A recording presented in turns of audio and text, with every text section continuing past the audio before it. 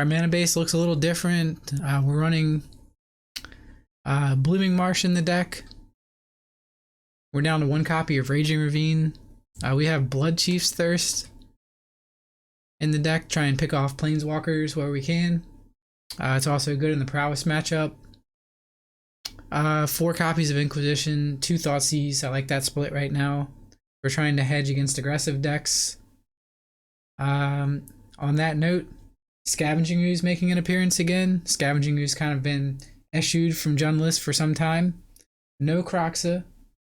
2 Assassin's Trophies. Got rid of one Abrupt Decay in favor of Blood Chief's Thirst. But Scavenging Ooze, kind of a notable inclusion in the deck right now. I haven't been running that for some time. Liliana the Veil back to a 4 of. I think she's going to be pretty good in the metagame. I'll have to see and keep tabs on that. 2 copies of Seasoned Pyromancer, which some people are saying the mana base is a little greedy for. Someone said possibly running Dark Confidant would be better in that spot, but I think Dark Confidant is a little bit worse with Bloodbraid Elf. Both flipping over Bloodbraid Elves, you take 4 damage, and it's also less impactful than a Seasoned Pyromancer that you cascade into. So we're going to stick with this for now, greedy as it may be. We have 1 K command in the deck, 1 Maelstrom Pulse in the deck, 1 Klothys, God of Destiny. So this is a little bit of main deck life gain and kind of a grindy element to the deck. That's what we're going for, is more ways to gain life than before. So hopefully that proves to be worth the slot in the main deck. Otherwise we can move it to the sideboard or something. Speaking of the sideboard, this is how it looks right now. 1 Grafdigger's Cage for Dredge and Collected Company decks. I know Elves right now is on the uptick. 1 Abrupt Decay, just sort of a nice catch-all. 2 copies of Cleansing Wildfire for big mana decks. Decks with Utopia Sprawl, like Panza. 1 Ancient Grudge for artifact-based decks, like Hammer Time. Obviously, we'll bring this card in against. I think it'll be good there. We're up to 3 copies of Collective Brutality. Collective Brutality is good against most of the aggressive decks. It's not as good against Prowess, but it is really good against Boros Burn, which is certainly a huge chunk of the metagame right now. Still early on after the bannings. It's also got applications against Control. It's also got applications against decks that we need to take key sorceries and instants out of their hand. So it's not just for the aggressive matchups. Kolaghan's Command, this is one of our better cards versus the aforementioned, blanking on the name of the deck, Hammer Time. Good against that matchup. It's good against Batter Skulls. So those are the kind of matchups where we'll bring in the 2nd K command. Ashiok Dreamrender, this is sort of a modal card. This is good versus the graveyard decks in the format, along with our Grafdigger's Cage, but it's also going to give us some edge in the big mana matchups. Even if it is a little bit slow, we'll bring it in versus Tron, because it's probably better than some of our other cards. We can bring that in addition to the Cleansing Wildfire to have extra game versus them. We can also bring it in versus Titan decks and Scapeshift decks. Even if it is a little slow, which is the one caveat to this card, it is splash hate for graveyard decks and decks that want to search their library for key permanents. So it does kind of 2 things, which is great for a sideboard card. Plague Engineer is for tribal. Pretty much enough said. And Anger of the Gods is also for tribal decks like humans, elves, spirits, dredge. I'll bring in Anger of the Gods for. So that's a little bit about the deck and the sideboard. I think we'll just go ahead and jump right into a league. Alright, here we go. Round 1. So we're on the play.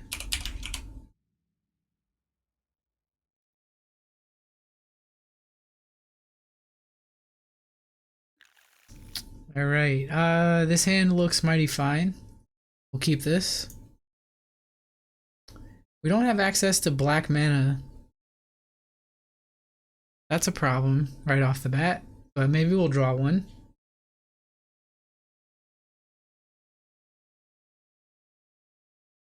I hear that. I'm trying to get back to work myself. It was proving difficult to find good work, I guess. So I start a new job on Thursday next week.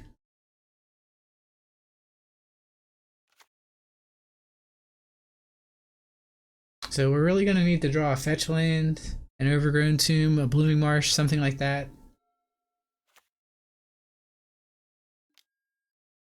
Okay, looks like mill. So we have to remove that crab.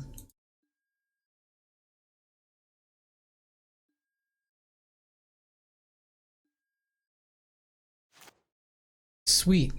Drew the swamp. Drew the swamp. We desperately needed that. I'm gonna go ahead and play it.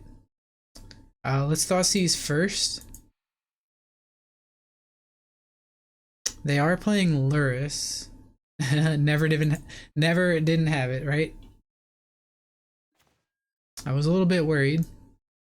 So we can take the removal spell, or we can take the Mesmeric Orb.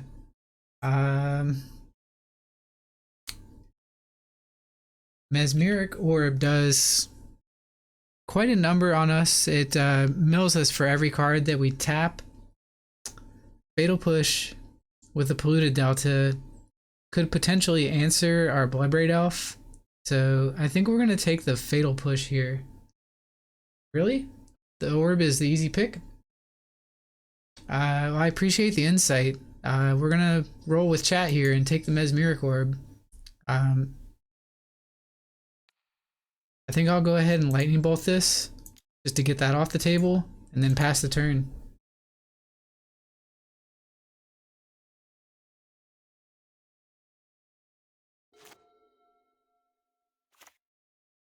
Okay, they played the Watery Grave. And they drew another Mesmeric Orb. So our opponent kind of got lucky there.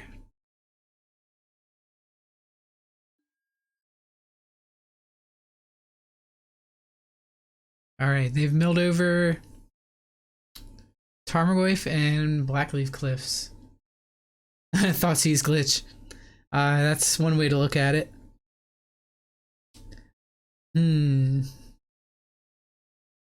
I don't really want to discard these cards. I don't want to play a Bloodbraid Elf on turn 4.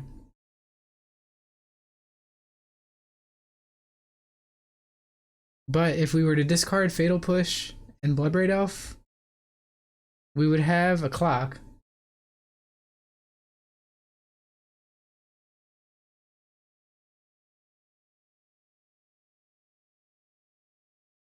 Seasoned Pyromancer is still pretty good against Fatal Push.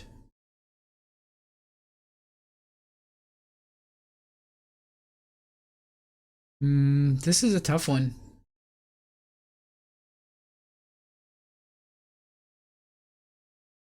We could hope to draw another land.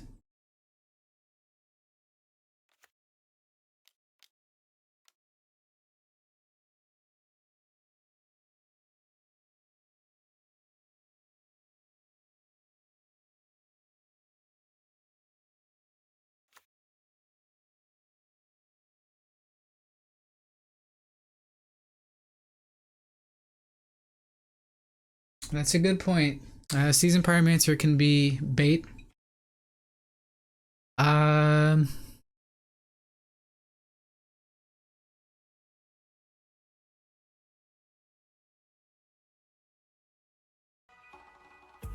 Hey, from the crypt coming in with the shark bites.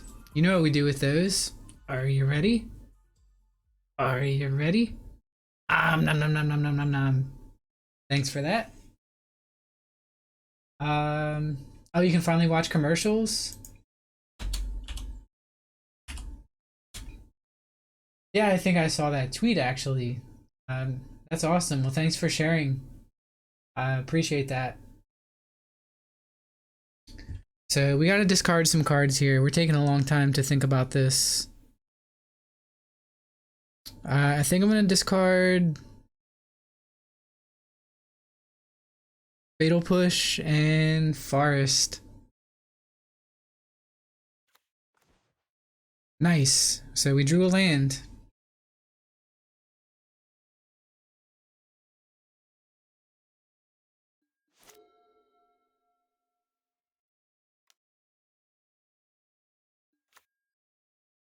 Unfortunately, discarding Fatal Push when they have another crab, not the best.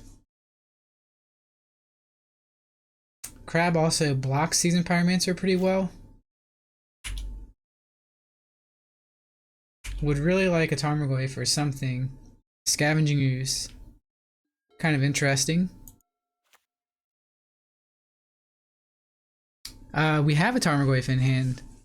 So, we could fetch for a green. We could then cast Scavenging Ooze and Tarmogoyf. Save the Bloodbraid Elf for after they've pushed something. I guess we go ahead and attack here. Let's be honest though, it's probably just play Bloodbraid Elf this turn. And then follow up with Tarmogoyf and Scavenging Ooze, right?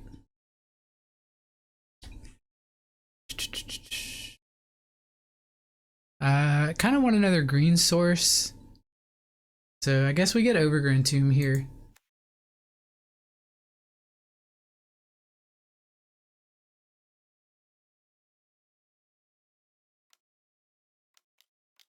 Let's go ahead and slam Bloodbraid Elf. What happened there?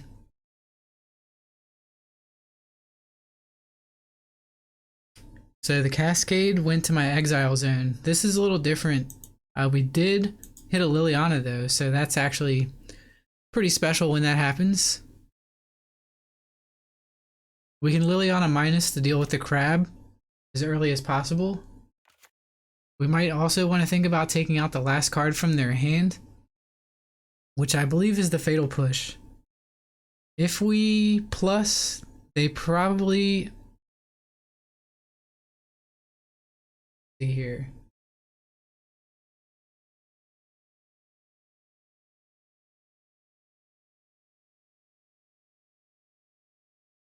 Did they already fetch this turn?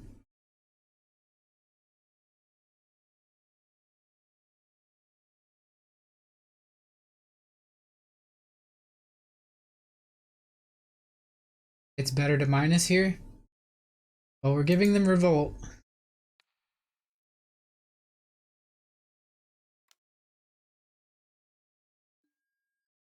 Okay, they kill the Bloodbraid Elf. So they did already fetch. This means we can hit them for 3. Pass turn back.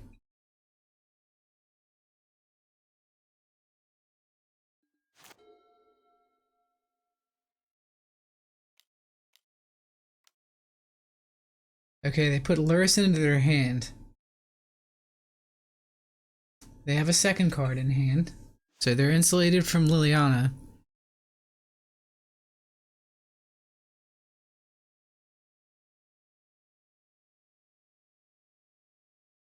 Alright, Thoughtseize was actually a nice draw there.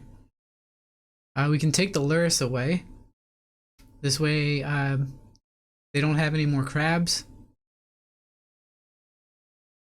Well, we're not out of the woods yet. We have 28 cards. That's not a lot.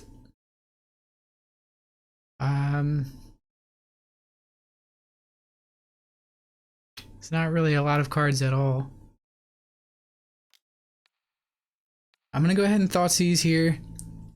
Attempt to take the Lurrus away. Their last card is a Flooded Strand. I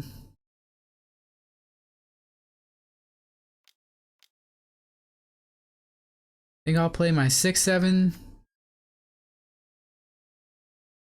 and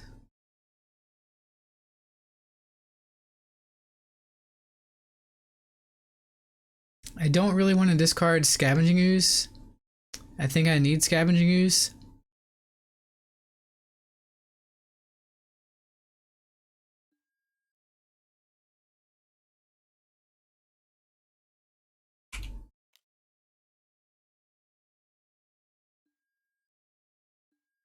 Hey, what's going on, Lockhart?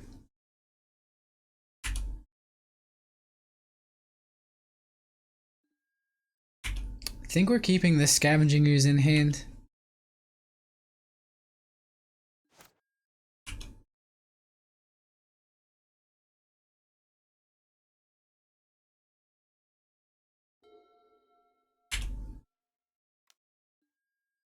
Okay, they found a Hedron Crab. They also have a fetch land in hand. So it looks like we should have plussed. Now we need to draw a removal spell.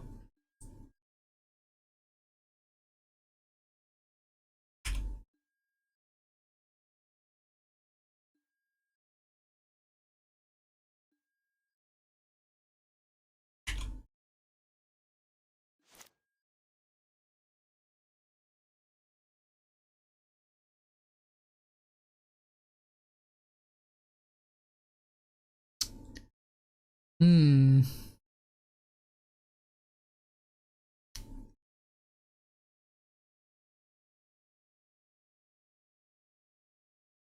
Gosh, I don't know what to take here.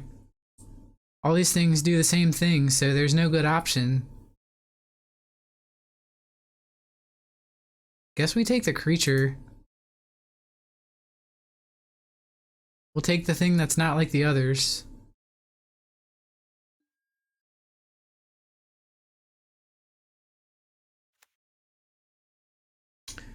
When in doubt, just take the most expensive card by price.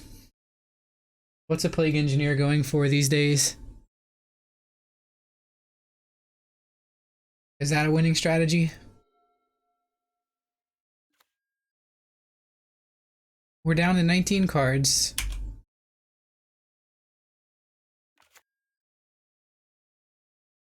Alright, gross. We have no more Lilianas.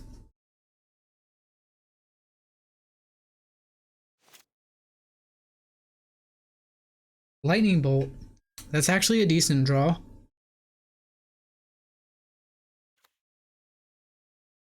I think we Scooze first.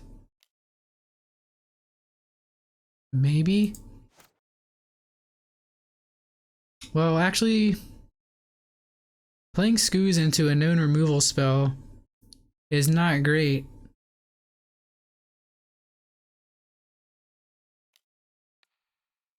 Let's go ahead and bolt that Hedron Crab.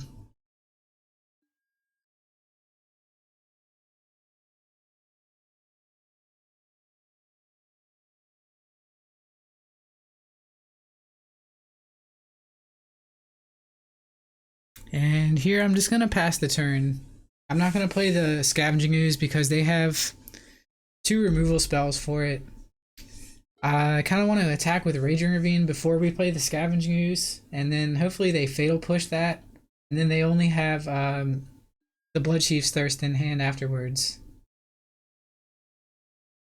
They have 2 removal spells, Nobilis. Novice, are you from the Jund Discord by chance? You have a similar name to somebody that was helping me build this particular version. Just curious how you found the stream. Oh, word. Nice. Well, welcome, welcome. I'm Chuck, also Basiclandshark.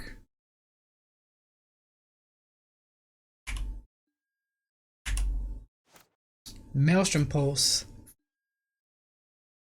I think we're actually supposed to attack with the Raging Ravine this turn and have that clear the way. Wouldn't you want the opposite? Because if they push the ooze, they can't thirst the ravine? That is true. I didn't think about that. And we can also Maelstrom Pulse the Snapcaster Mage. Alright, so let's pulse this. If they have a counter, then I guess they're welcome to counter that. Play our Scavenging Ooze, which is just bait for the Raging Ravine.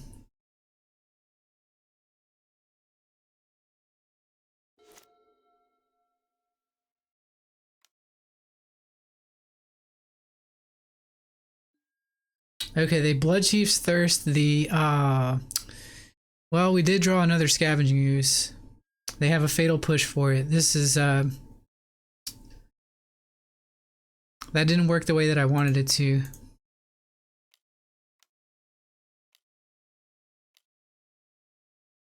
We can still attack with the Ravine.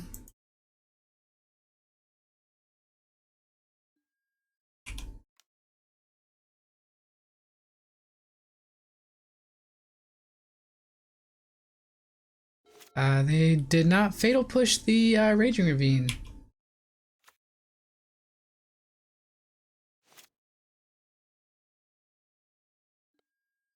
Interesting.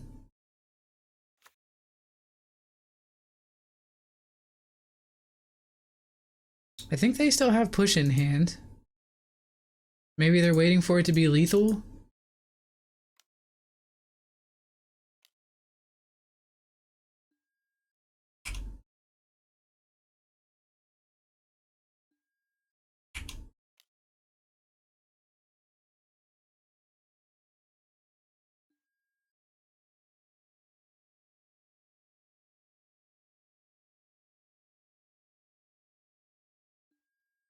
If you're wondering what's up with the Shark Hat, somebody paid 8,000 channel points for this, so we have to honor that. That blue magic guy. I'm wearing this Shark Hat in your honor, good sir.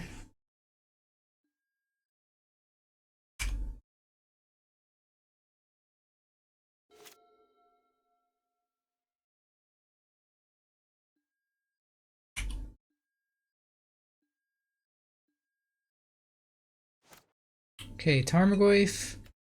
Or swing for lethal here.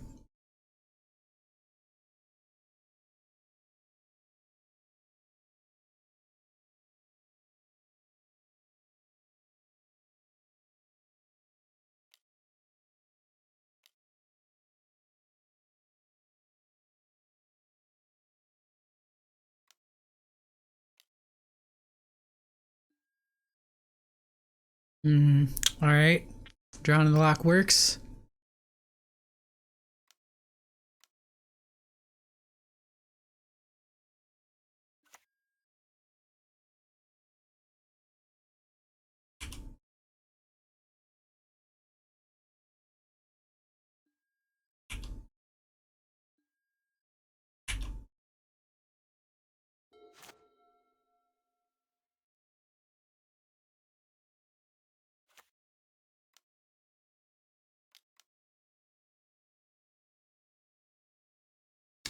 Don't have Archive Trap. Ashiok Dream Render. Um.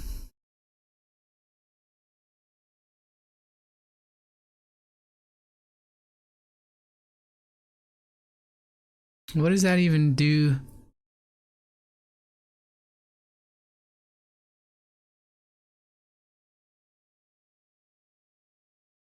I guess we want to eat this Archive Trap in case they find another Snapcaster Mage.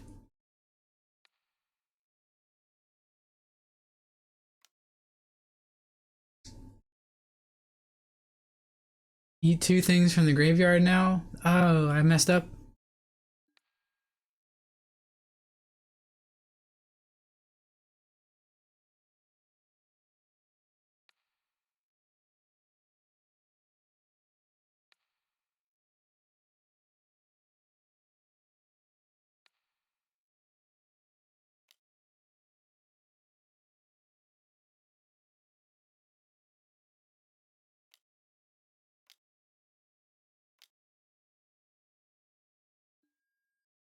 Crypt Incursion. Well, we weren't beating that card.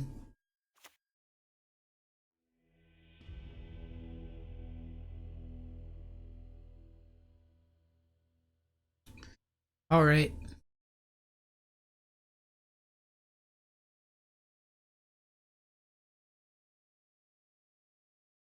We'll just go on to the next game.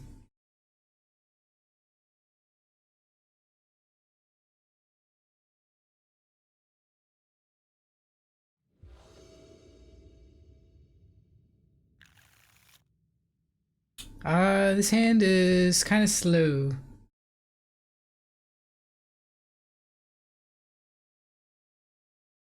Was it really? I guess, yeah, you're right. My bad. Damn.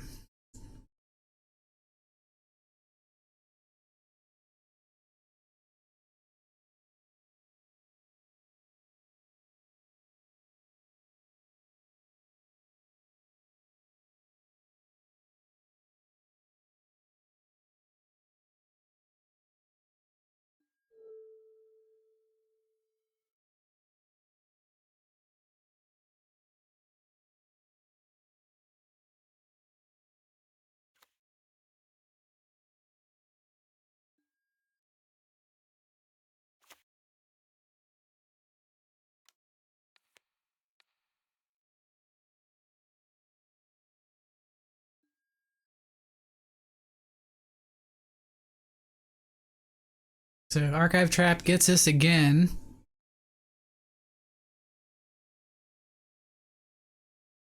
It didn't have to be that way. We could have used Blackleaf Cliffs instead. I think we have to take Fatal Push here.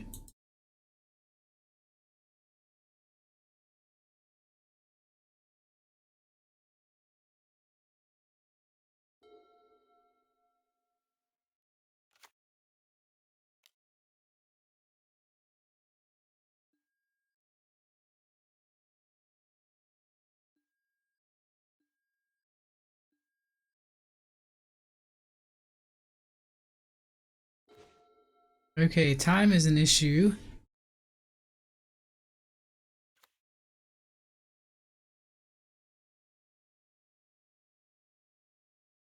Guess we're playing Scavenging Ooze. Try and get a clock down.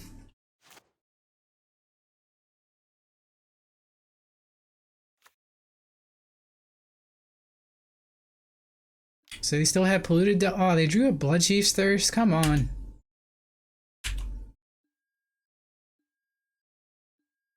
Our opponent is just dialing him up on speed dial.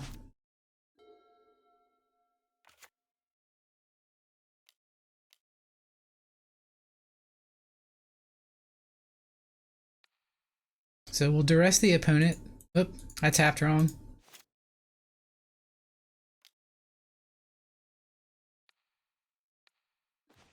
Take the Aether Gust away. Pass turn.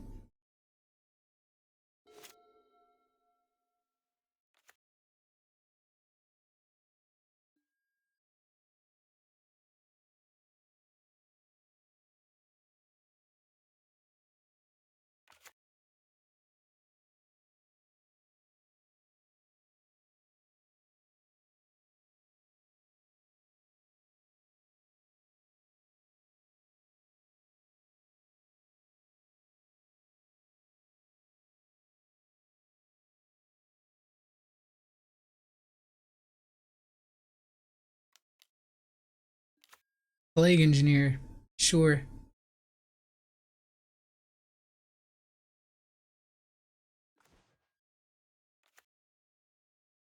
Naming Elemental. Alright. We'll wait a turn for the Bloodbraid Elf.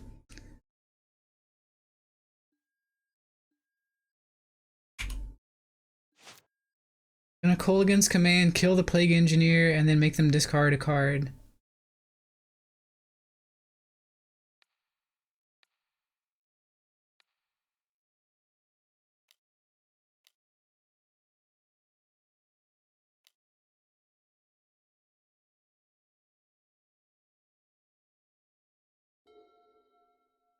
Luckily, they didn't draw a counterspell for that.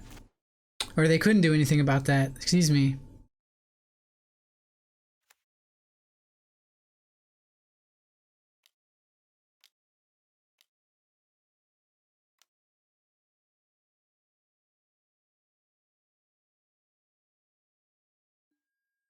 Alright, Assassin's Trophy. So we can trophy a land. Guess we'll trophy the Watery Grave here.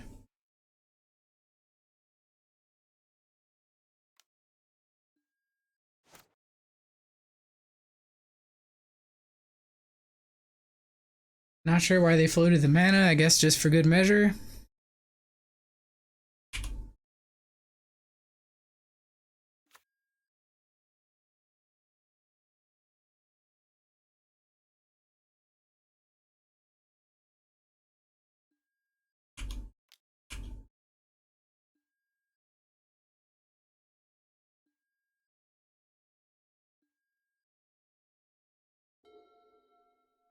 I'm gonna yield to the next end step.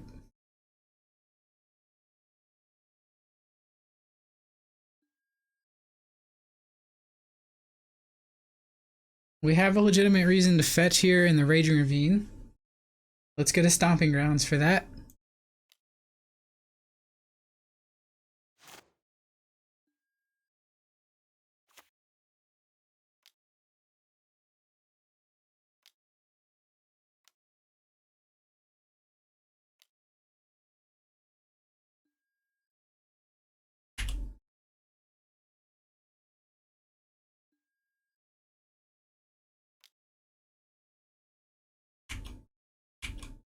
That's a good point. Snapcaster, Fatal Push, looks like.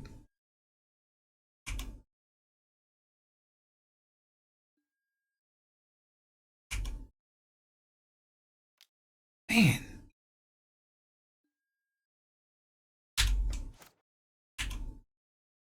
Pretty strong.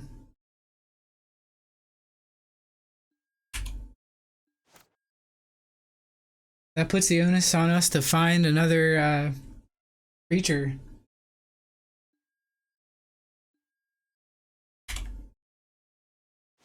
We found Lightning Bolt.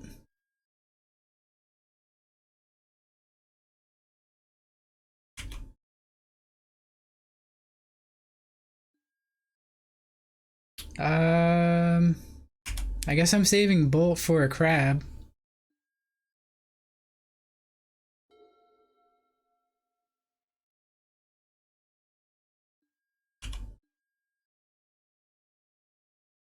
Okay, Nurturing Peatland. Guess we cash this in instantly. Found Blooming Marsh instead.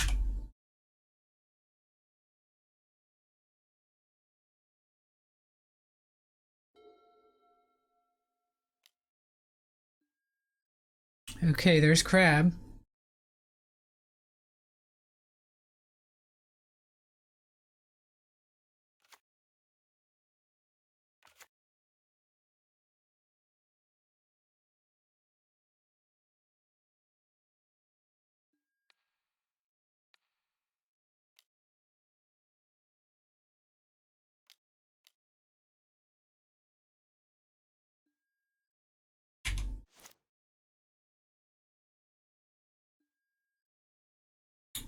Let's grab a swamp.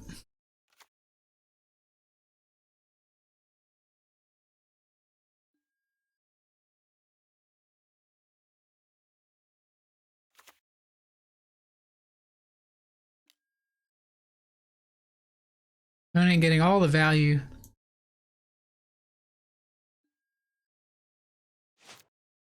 Another land. And another tap land.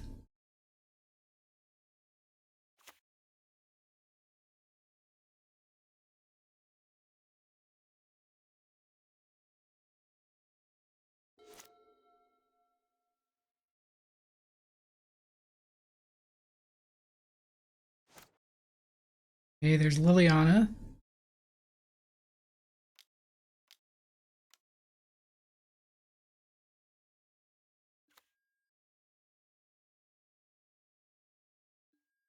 Plus Lily, discard the Blackleaf Cliffs. Pass turn.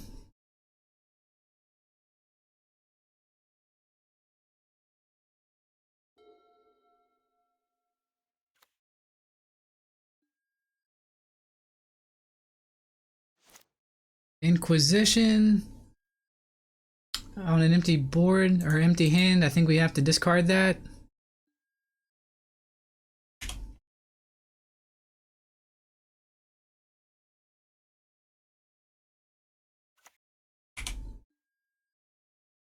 Tarmogoyf.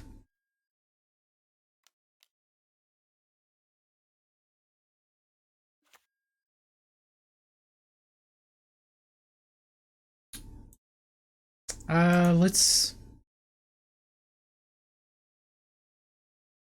continue plussing Liliana here, even if it means discarding Maelstrom Pulse.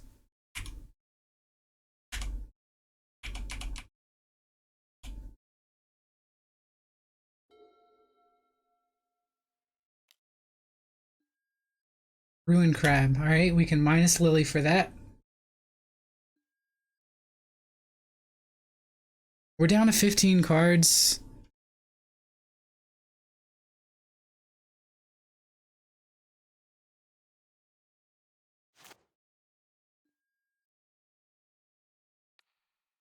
-2 the Lily.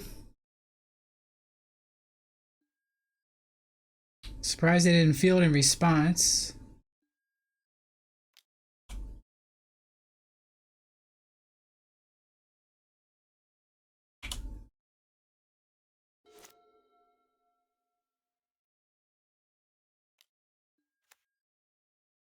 Another crab that we have to minus the Lily for.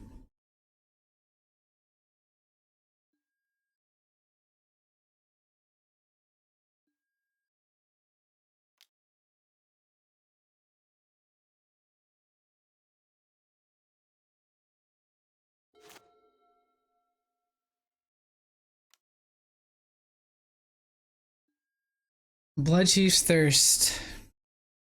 Damn it.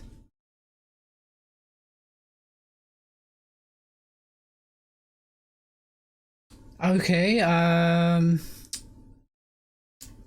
plus Lily. Discard land.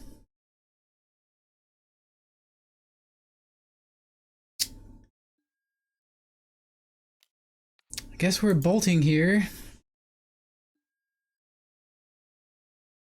Now our opponent knows they can't fetch.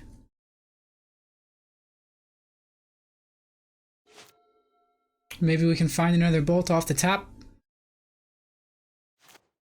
Ancient Grudge.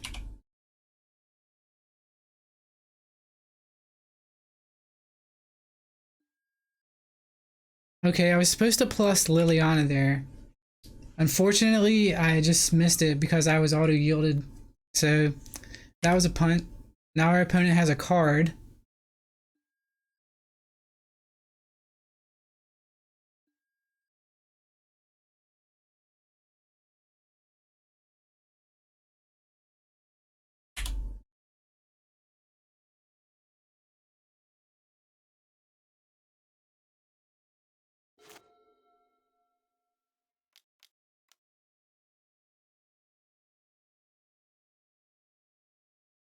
Ashiok, okay.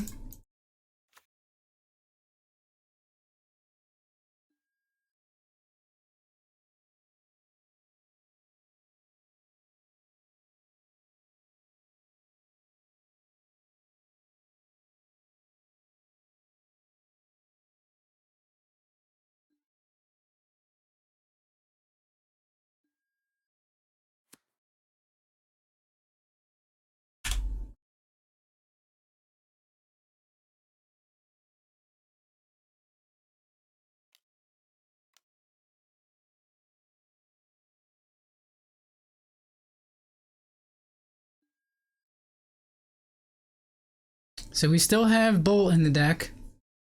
Somewhere in our top 5 cards. We did get a shuffle there. Maybe we'll draw the Bolt.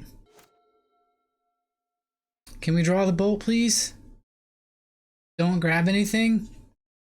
I think I want to find Bolt before they mill me out.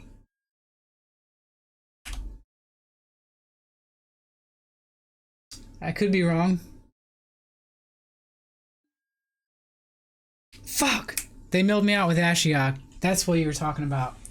I didn't think about that. So I deserve that loss. While we wait for our next round opponent, I do want to say shout out. Thanks for watching. Those that don't know, my name is Chuck. I'm also Basiclandshark here on Twitch, streaming Modern and Magic for your enjoyment. Hope everyone's having a great day. Happy Thursday.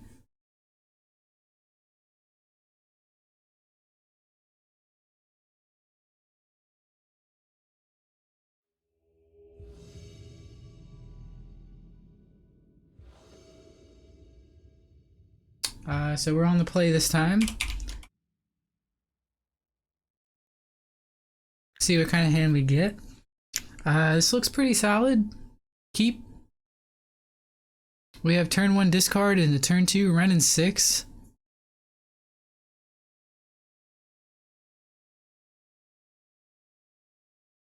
Also a Bloodbraid Elf that we're pretty close to casting.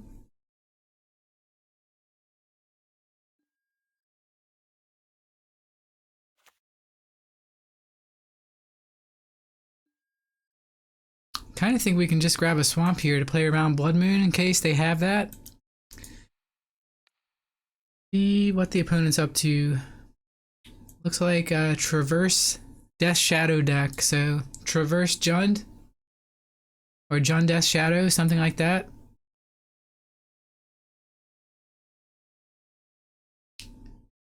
Guess we're taking the push here.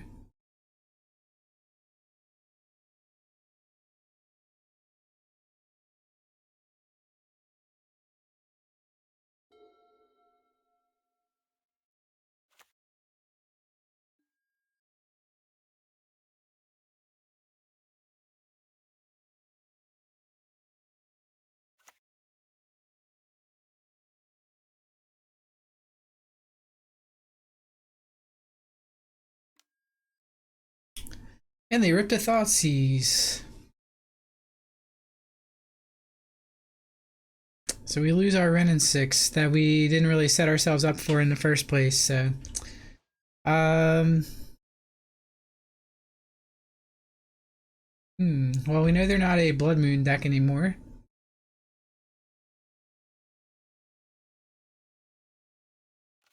Guess we'll go ahead and shock in an Overgrown Tomb. Play our Scavenging Ooze and pass.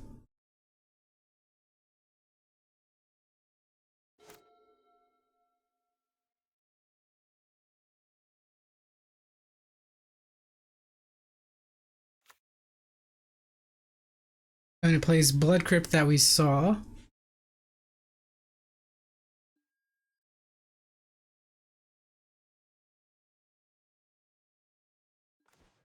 We start our turn. I think I'll play Wooded Foothills here. Thoughtseize first. Try and grab one of these Death Shadows from them.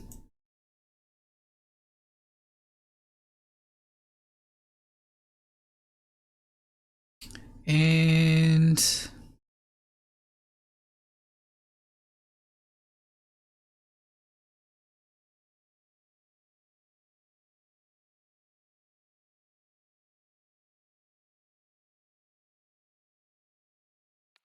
guess we eat Shadow.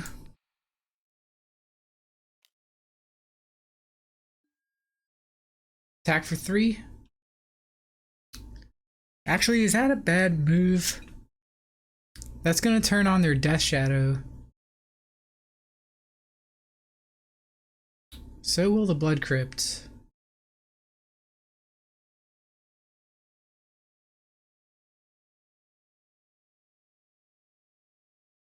They only have 3 card types, so they can only traverse for land.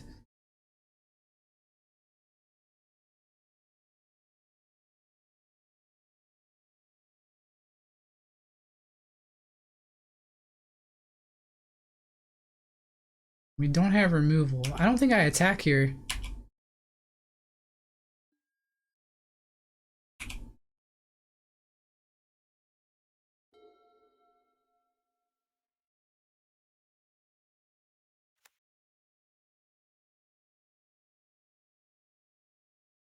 So now they have a 2/2 Shadow,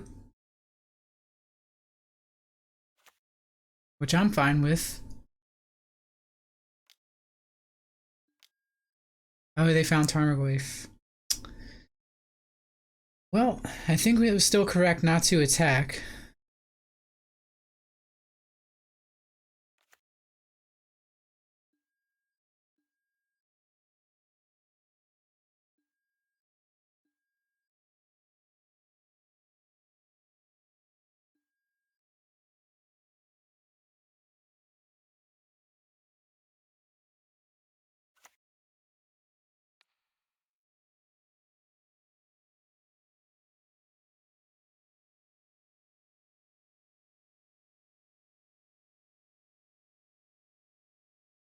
Here I guess I take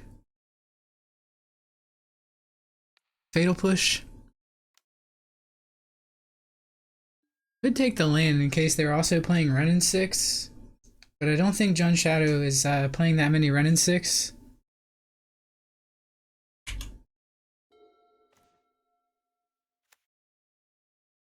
Could have also fetched up a land that would help us cast Seasoned Pyromancer.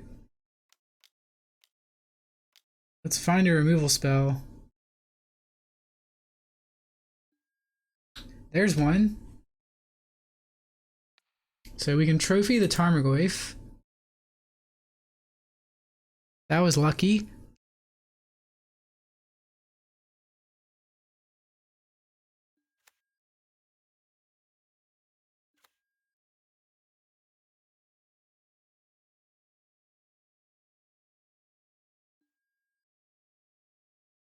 I think we do swing here now.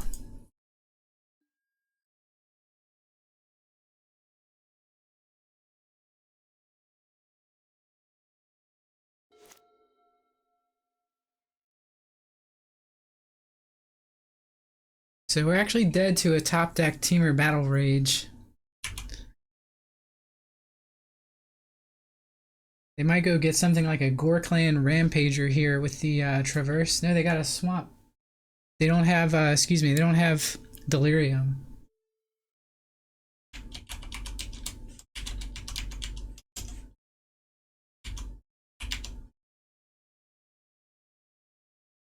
They're going to Inquisition away our Seasoned Pyromancer. If we can find another mountain, that'll be good for us. No attacks with the Shadow. Come on, land. Liliana's also great. I'll take a Liliana. Definitely okay with that draw.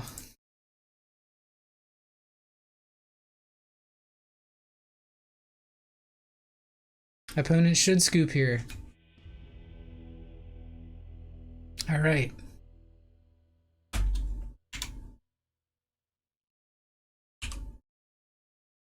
So how we want to board against Death's Shadow? I think this is what I would consider a grindy deck, so we want to bring in our K command, our Abrupt Decay, our Plague Engineers,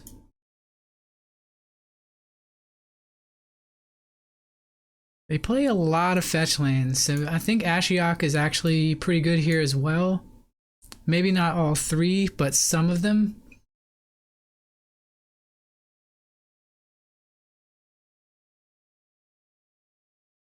And I guess we can take out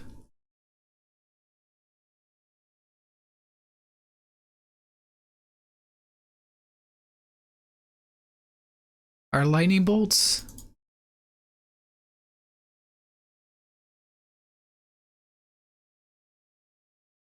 And maybe some of our discard spells.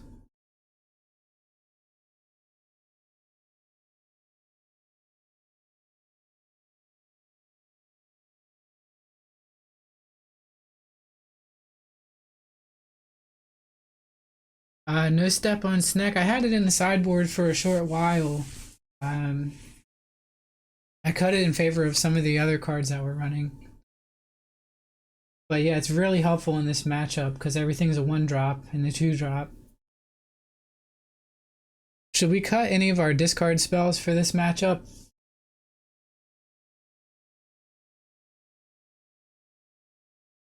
We have a minute to discuss.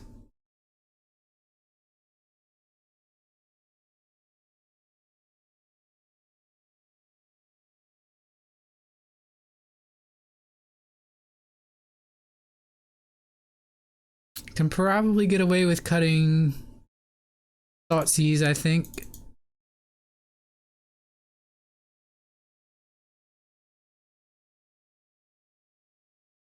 I think Running 6 might be the cut here. Slow and clunky. Alright, we'll cut Ashiok then. I thought it would be good under the pretense that they run a lot of fetch lands. They're also a Delirium deck. That's true, we gotta think about our curve. This hand packs a pretty powerful punch. It's one more land than I would like, but at least we have a chance at a turn 4 Bloodbraid Elf.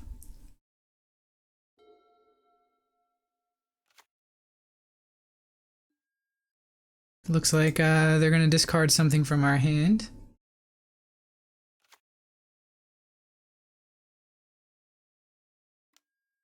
Seal of Fire. They might be setting up for a Scourge of the Skyclaves. Ooh, second discard spell is nice.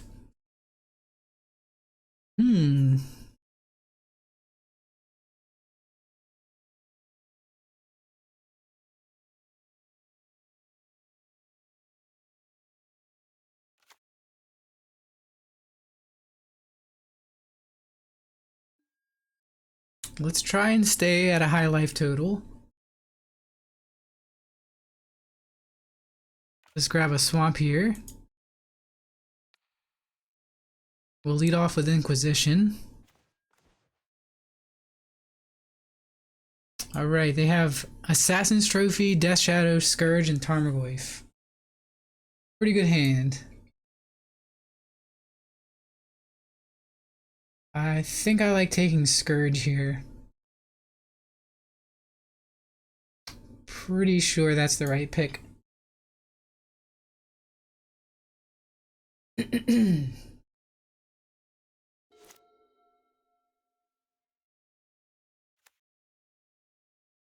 Right. So there's the Verdant.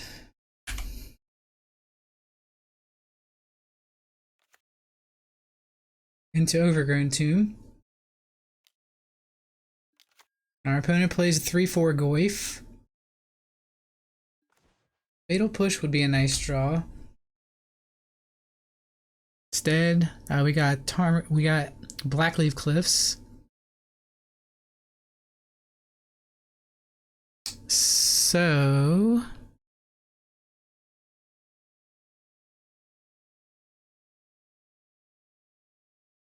I don't want to play Tarmogoyf straight into removal. I think I'd rather take the removal spell here.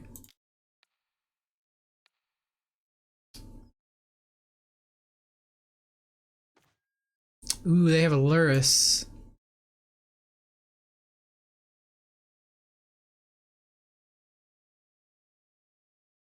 But they don't have a third land for it. I think we have to take the trophy here, take the Lurrus.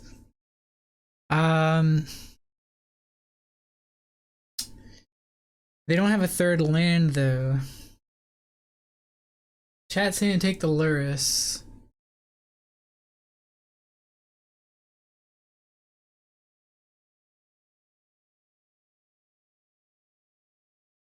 I mean, there's no great option. I mean, we obviously don't take Death Shadow here because they're at 14. I think it's just between Assassin's Trophy and Lurrus. Alright. I'm gonna roll with you all.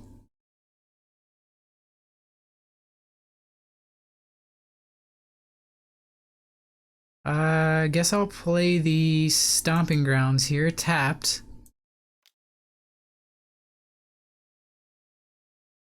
In case we draw Seasoned Pyromancer.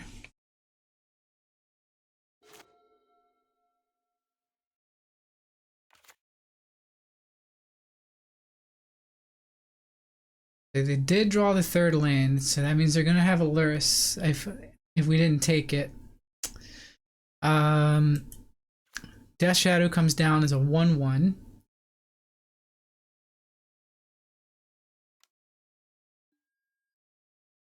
They do have the option to Seal of Fire themselves to grow the shadow. Okay, Clothis. I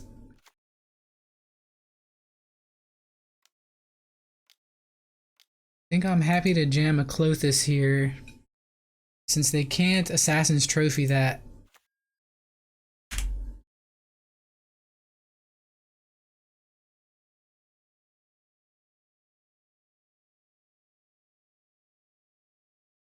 Indestructible.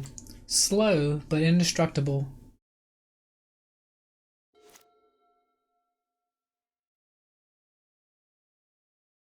Will it be enough though? I'm not sure. Tarmogoyf actually grows with a Seal of Fire.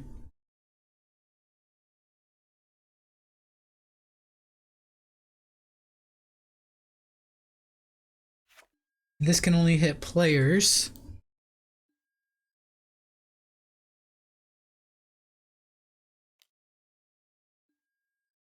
So we're kind of in a tough spot.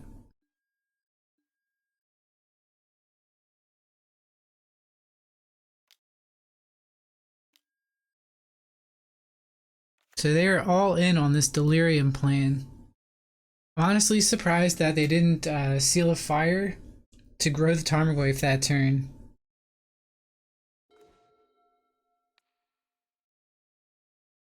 So we kind of need to gain some life. I guess we take the Lurrus away from them. Could also take the Scourge away from them. In case they have another Lurrus in the deck somewhere. I'm going to take the Scourge.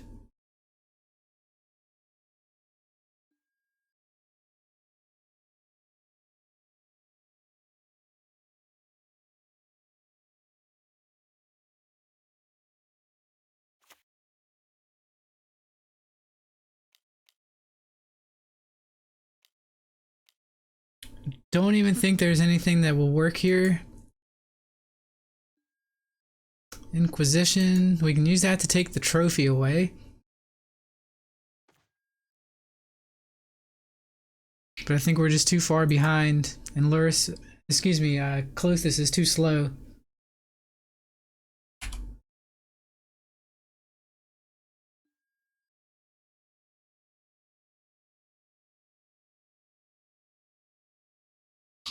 They can Seal a Fire. Yeah, this game's over. We'll see if they figure it out. Tempted to scoop right now. Yeah, they figured it out. 5, 8, lethal, done.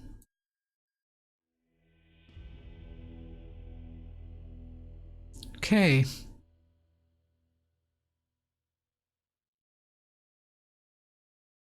So they're all in on this Delirium plan.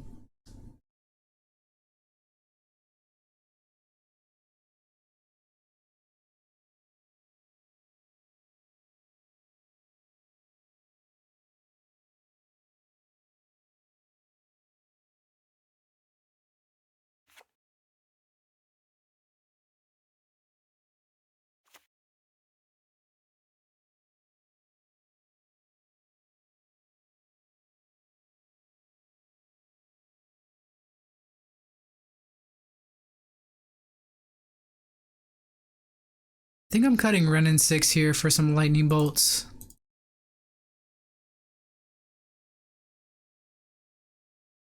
I was just thinking that.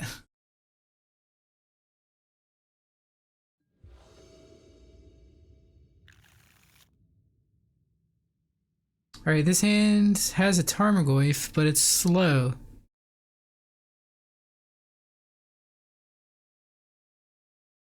If they have even one discard hand, this hand in the hand, this is slow. Keep it. I mean, we can try it out, but I don't think this hand has the is fast enough.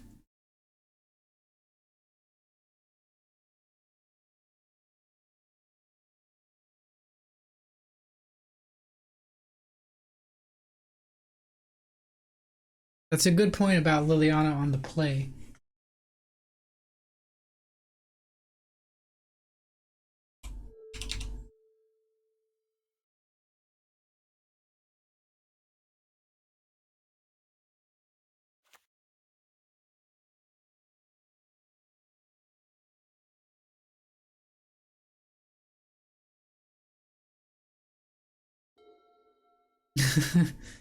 Hopefully.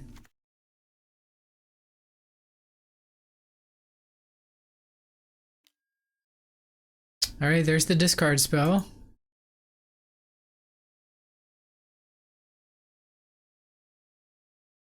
I think they're gonna take Tarmogoyf with that. They might take one of our Lilianas away. But it's probably Goyf.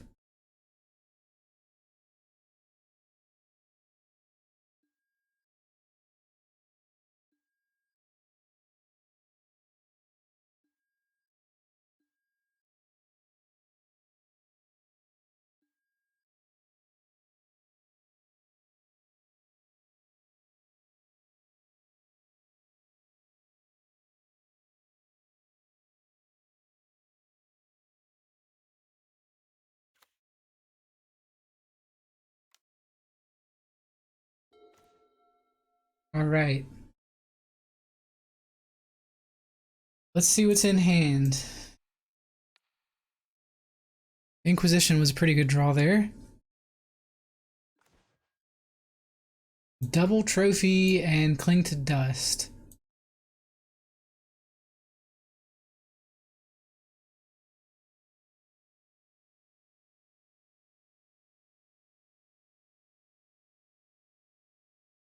Take one of their trophies. Pass turn.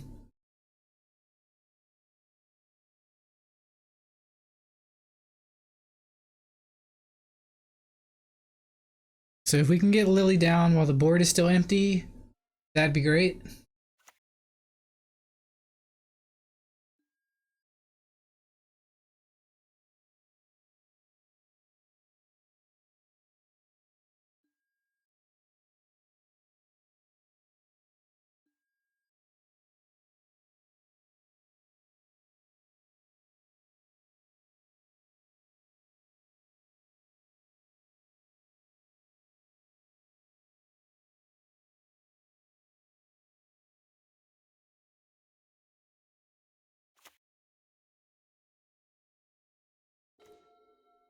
Okay, Blackleaf Cliffs was a pretty decent draw there.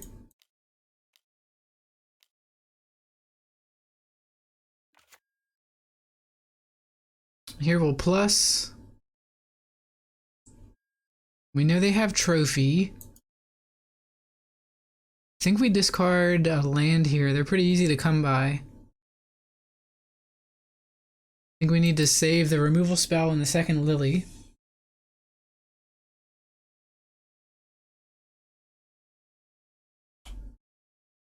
They pitched Cling to Dust, which has a little bit of upside from the graveyard. Smart.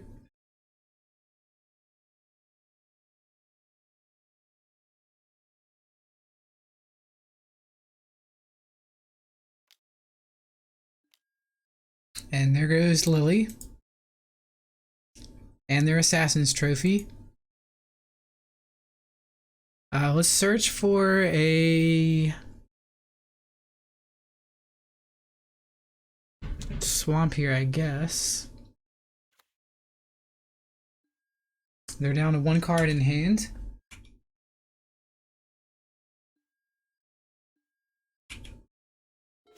Yeah, I didn't take that into consideration. We're gonna save this Blackleaf Cliffs to pitch to the Liliana. And tap my mana incorrectly for that. Here we go.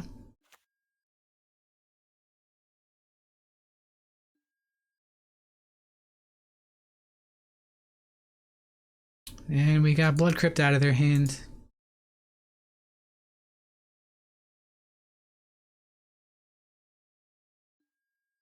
So now we just need to fade them, top decking an answer to the Lily for a couple of turns. Hopefully Lily runs away with the game.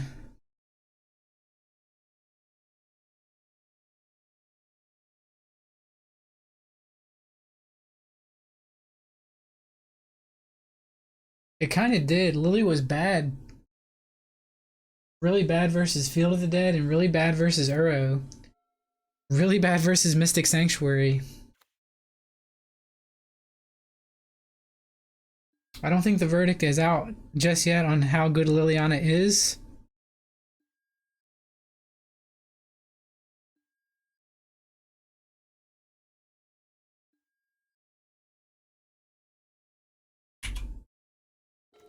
Okay, Tarmogoyf was a really nice draw there.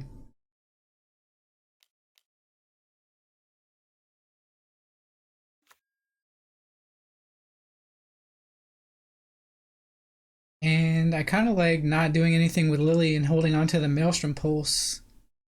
But we could potentially ultimate Lily this game if we pitch the Maelstrom Pulse.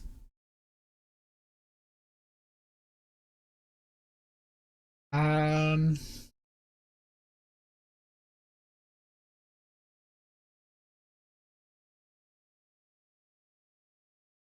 you say no, don't worry, but could you be more specific? Are we plussing? Lily kills their next two creatures. Okay, so we'll continue going up with Lily. Ah, don't discard Pulse. We had a miscommunication there.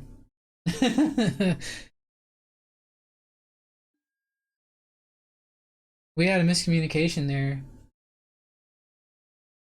Happens all the time. Should have stuck to my gut feeling on that. They're probably sitting back like, what?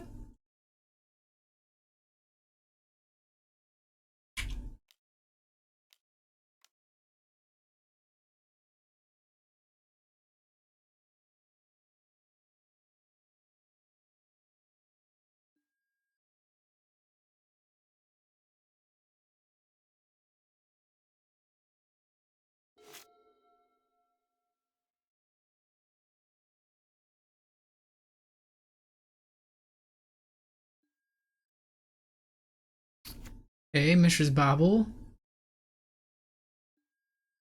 There's currently no artifact in the graveyard.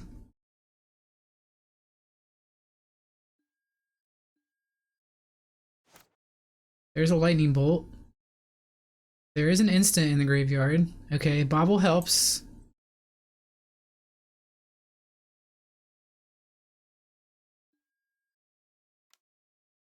I think I'm gonna go ahead and bolt them here. Plus Liliana. We got an Inquisition out of their hand.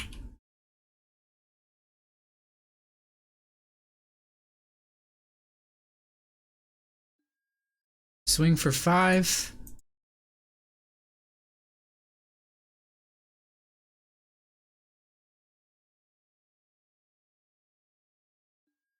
They could still draw a Fatal Push.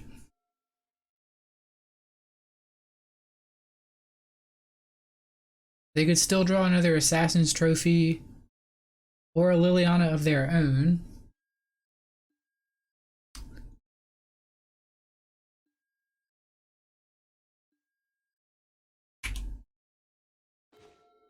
Hey,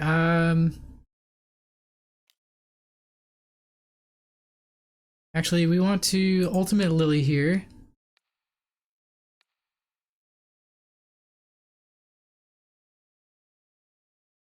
Just attack.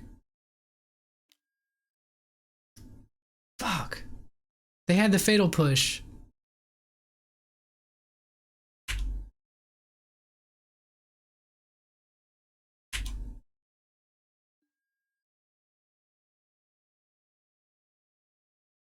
Hmm.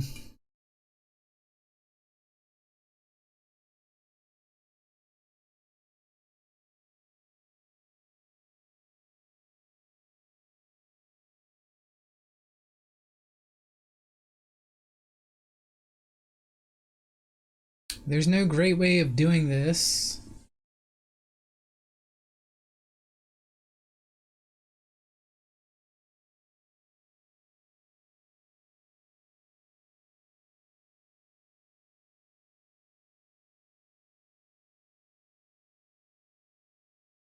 Pretty sure they just keep this pile here.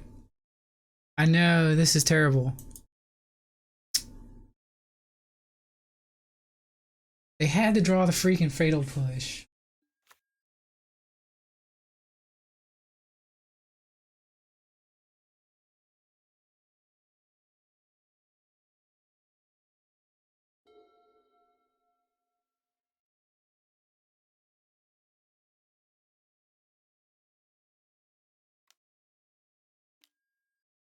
Now I'm salty.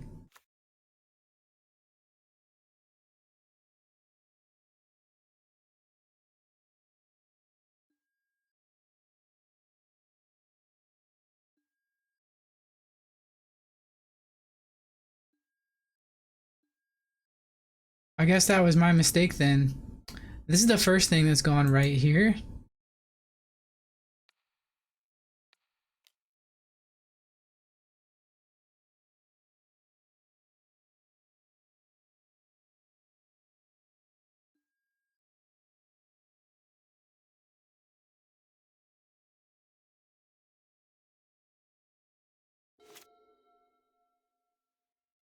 Need the top deck a lightning bolt.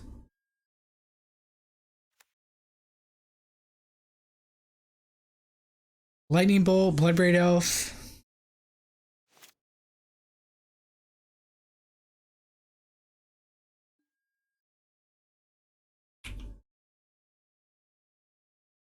Opponent is doing this on our turn to play around a discard spell.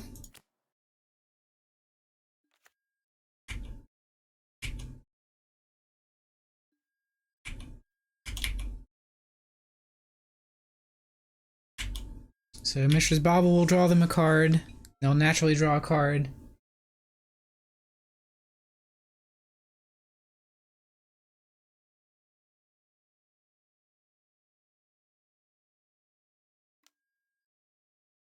Nile Spellbomb also represents a card.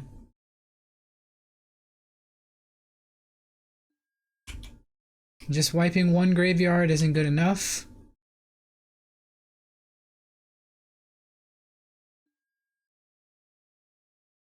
Goyf is still a 5/6.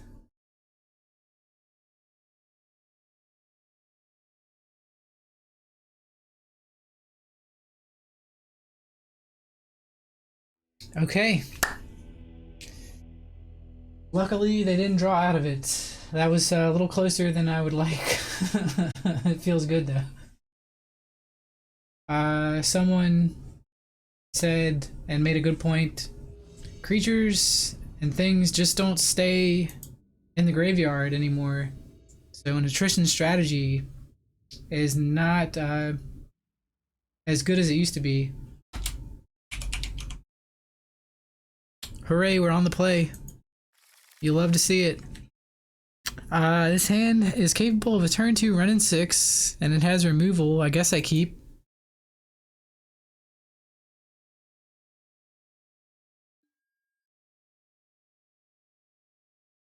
I have an inkling that my opponent is a Merfolk player, but I could be wrong about that. I think I recognize their username.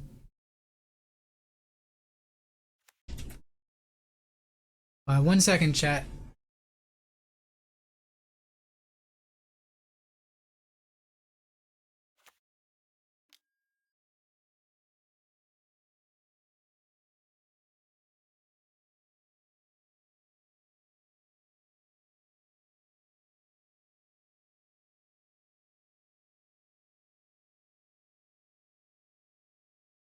Mrs. Basiclandshark says hello, everyone.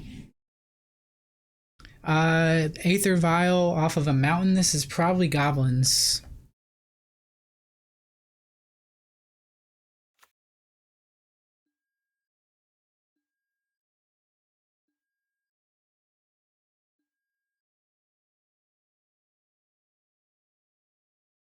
This is probably goblins, I have to imagine. So let's get set up here for Liliana as well. We'll go for Overgrown Tomb. Assassin's Trophy. We could use that on the Aether Vial.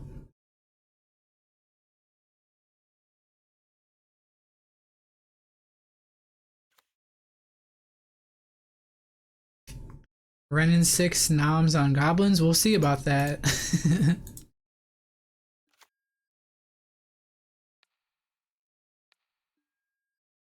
We'll see.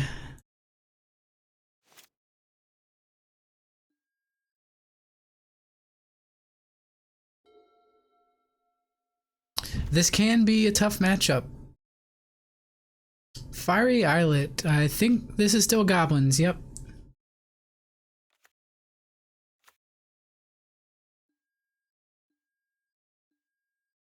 Does anybody know if there's still a bug with Goblin War Marshal?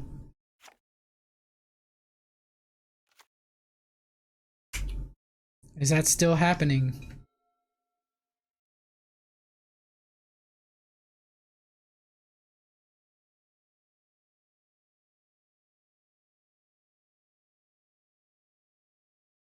Don't really think it matters which fetch land that we play here. I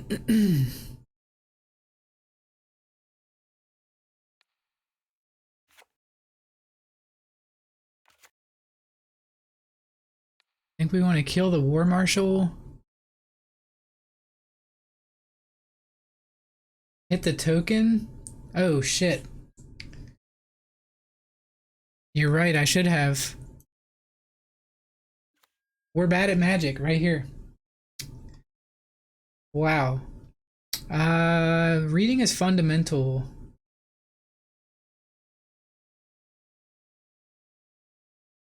Derp derp. Now we have the option to either play Liliana or Assassin's Trophy the Aether Vial.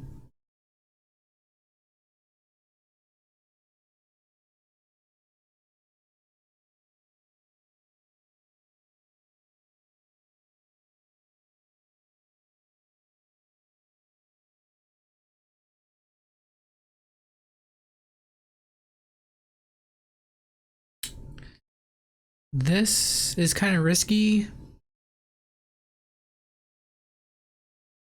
but it's probably better to play our sorcery speed Planeswalker.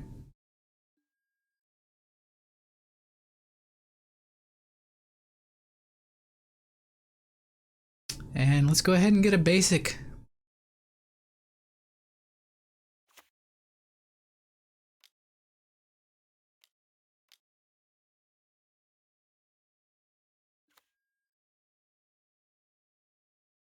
We'll discard here a fetch land.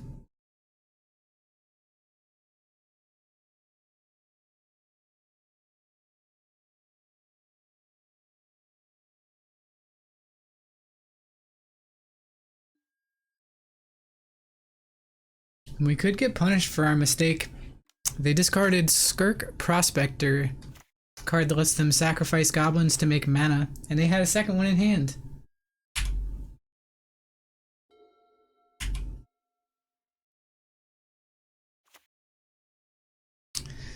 Agadim, the Undercrypt, they play as a land. They drop to 16 for that. There's Goblin Ringleader. Hasty 2/2 that lets them reveal 4 cards from the top of their library and put all goblin cards revealed into their hand. Oh wow. Okay. So we should have gone for the Aether Vial last turn, I think.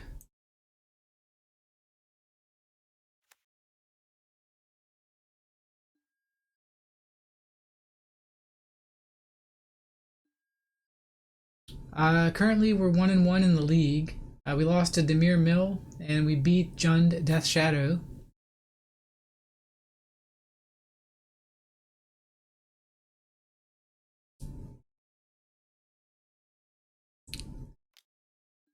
This game is going to be tough. Sadly, I think we had the tools. I think we just squandered them. We should have used our resources a little bit better this game.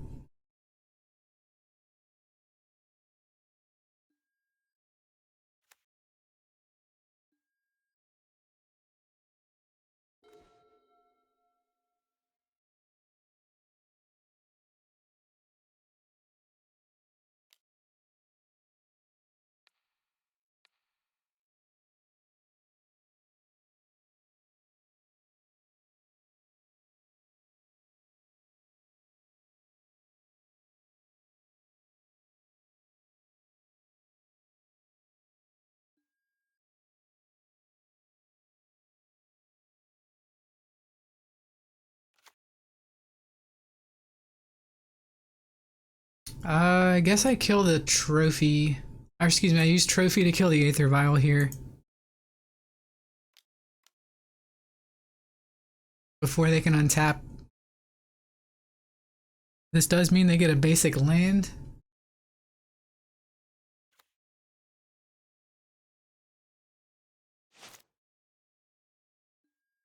Yeah, it hasn't been an issue, but we haven't really drawn that many season pyromancers yet. I think we drew one so far this league.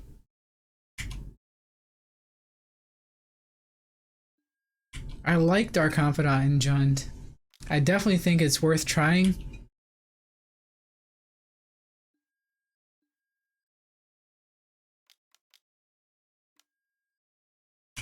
Cranko is going to crank out goblin tokens. So I think we're firmly behind here. I'll probably scoop if we draw another land. Looks like we should have been fetching green all along.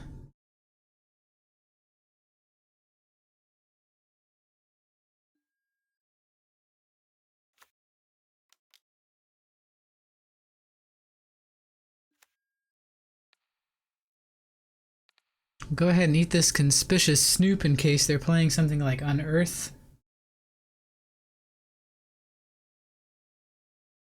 Anytime a Goblin's opponent untaps with Cranko versus Jund, it's a terrible feeling.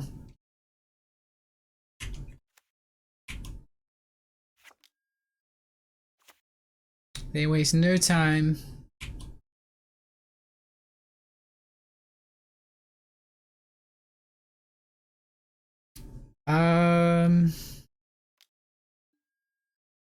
Yeah, with that, I think we can go ahead and concede. We're just too far behind.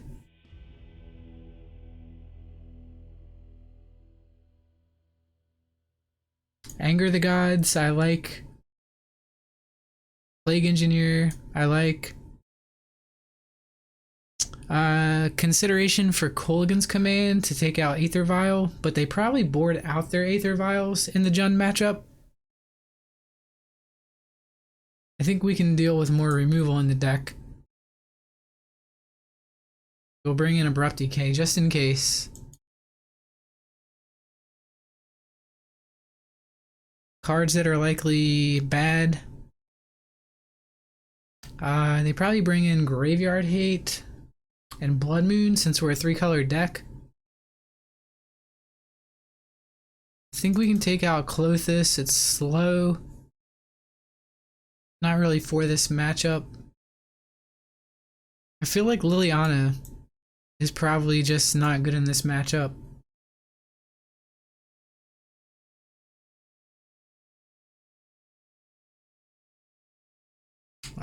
Perhaps Collective Brutality could be good. Oh, we'll bring in the second copy of Kolaghan's Command, just in case.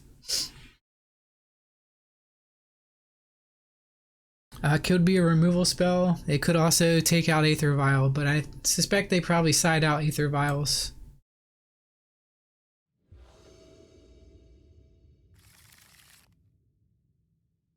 One lander on the play. This is too risky. I think I can work with this. We have Anger the Gods. We have turn 1 discard. I will keep this hand. And sadly, I think I have to put back the Bloodbraid Elf.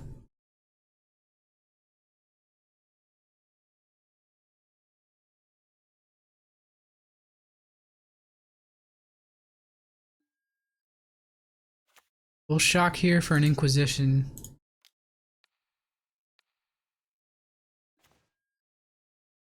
Okay, they do have Aether Vial.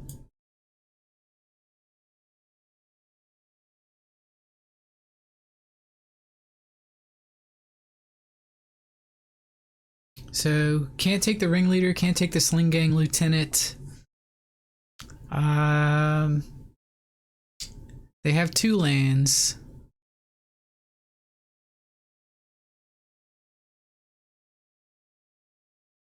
I think we take Aether Vial here and just rely on Anger the Gods.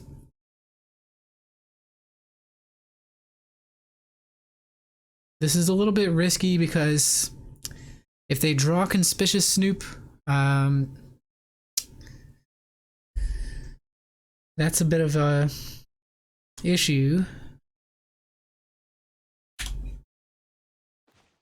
Okay, Plague Engineer. Very helpful.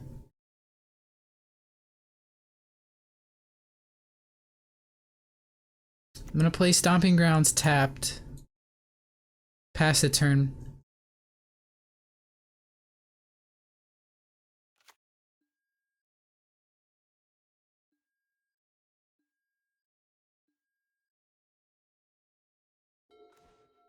Scavenging Ooze says hello.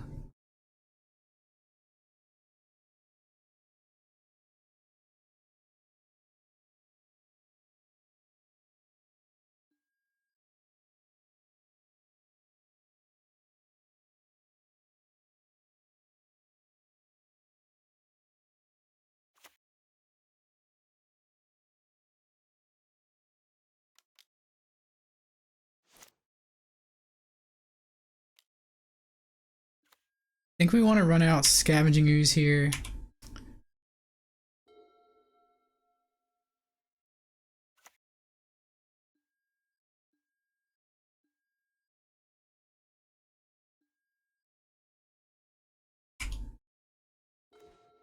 There's Thoughtseize. We can use that to take out the Harbinger. We could also go ahead and play Plague Engineer.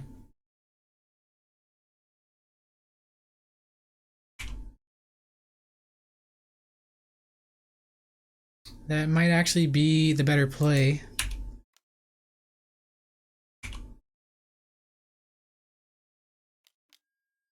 Terminate. Okay, well, we played the Scavenging Ooze first because we kind of wanted our opponent to have to remove that. We didn't want to play... We didn't want to remove our Scavenging Ooze with Anger of the Gods. And hopefully this has cleared the way for Seasoned Pyromancer. No, I guess we just play out Plague Engineer here. It's a shame that we won't get any goblins off the battlefield, but it means they can't put goblins on the battlefield, really.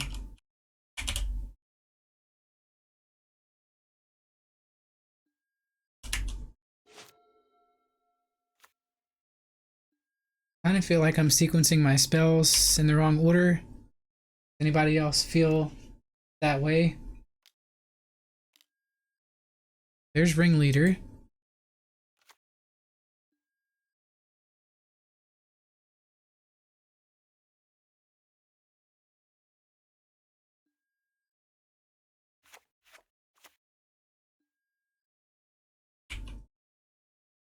So it looks like most of the cards they found, besides the Ringleader, will die due to state-based effects if they attempt to play them.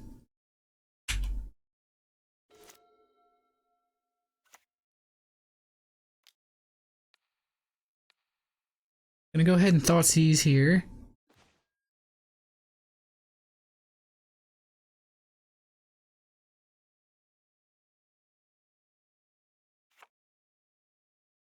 And everything in their hand dies to Plague Engineer, so I guess I'm just taking Ringleader.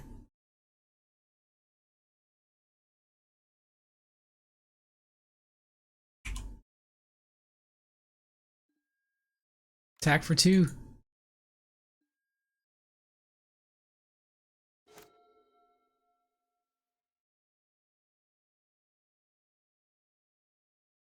This is kind of scary because they can just draw a lightning bolt and then go to town.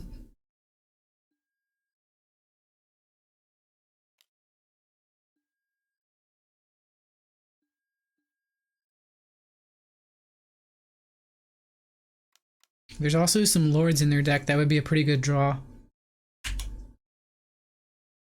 So they cycle away the Goblin Matron just for the search trigger, and this is probably going to be for a lord. Oh, they went and got Pashalik Mons. Whenever another Whenever it or another goblin dies, it deals 1 damage to any target. So they're going to try and remove the Plague Engineer, is where this is going. Tarmogoyf, you say?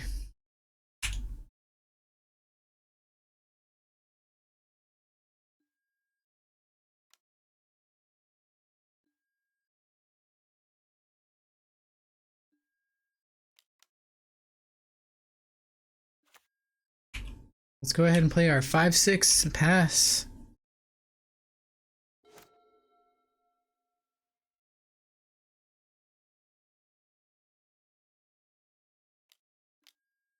Munitions expert.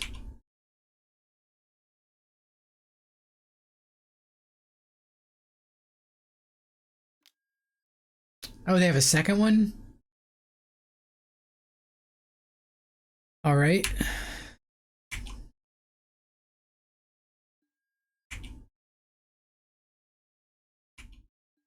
So opponent using some of their resources in order to take out Plague Engineer.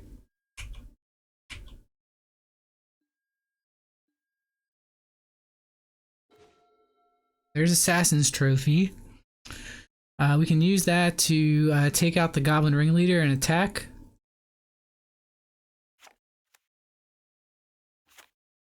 Could also attack and they just block.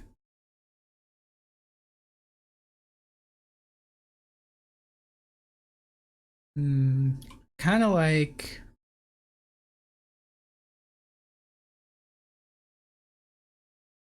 Kind of like trophy this. Swing. They do get a land.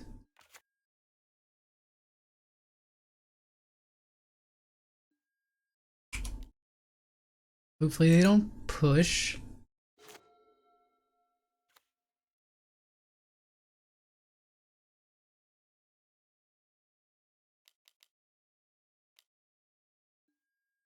There's Sling Gang Lieutenant.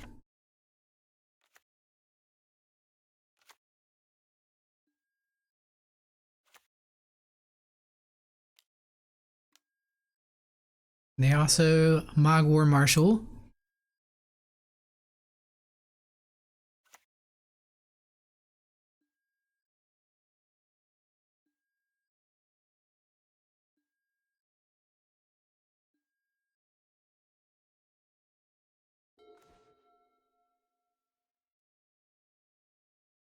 So I definitely think we anger here.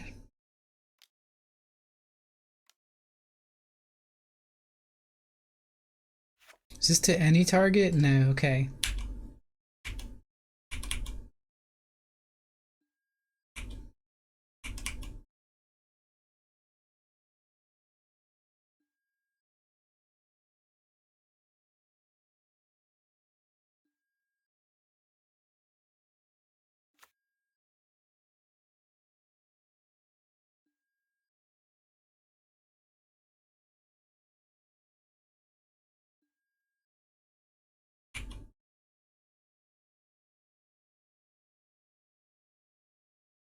So we anger on an empty board. Rough stuff.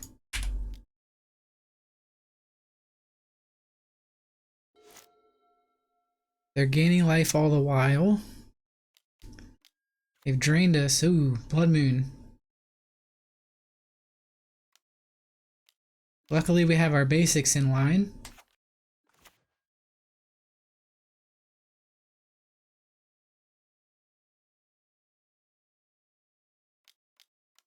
I think we're just gonna Blood Braid off here, look for removal.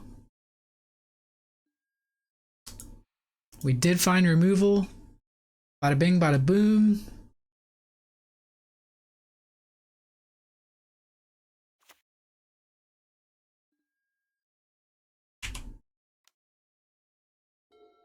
Got the opponent to 3. There's Bogart Harbinger. That's half their combo. Aether Vial. Hey, Overgrown Tomb. There we go. Scared they were gonna combo off there.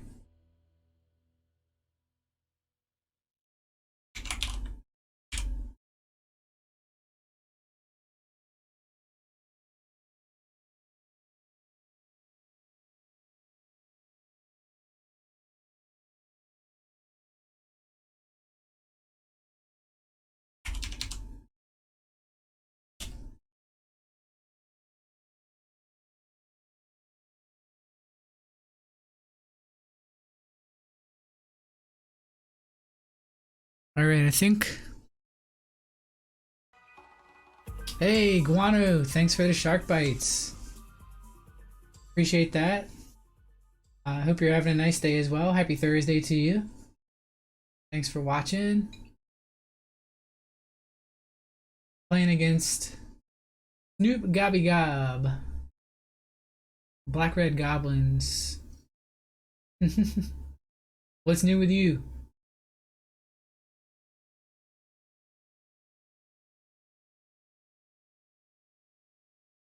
I think we're just gonna run it back the same.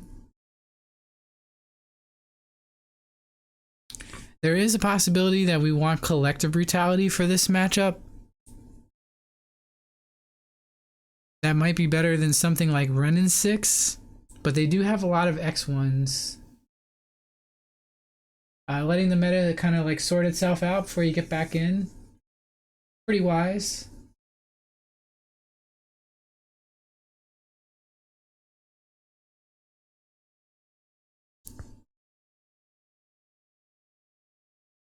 Perhaps we want the removal spells here, but they usually have a goblin lying around that they can just sacrifice it in response, and this is sorcery speed.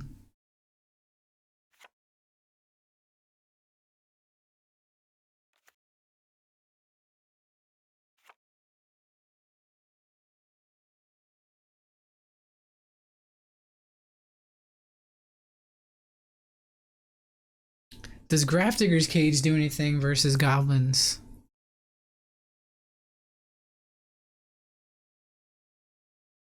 I don't really think their deck works that way.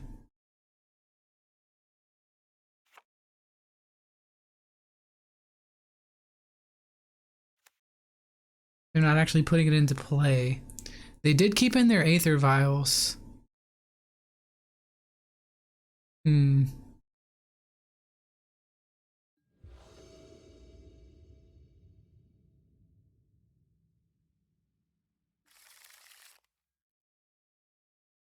Alright, this is not good enough.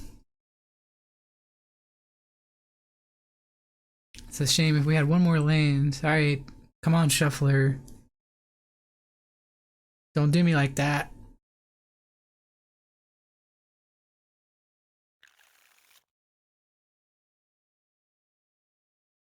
Keep, we have to bottom 2 cards. Bottom the Bloodbraid Elf. I think we bottom the...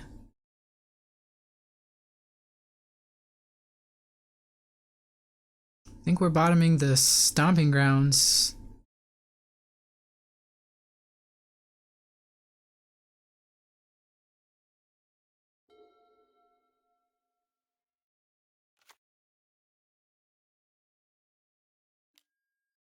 There's Vile.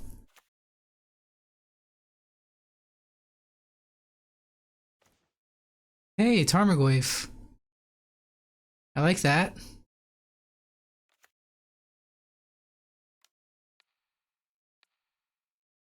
Inquisition. Alright, so they have this card. It's a little annoying. This makes tokens. This deals us damage, and this combos. Let's take the combo piece.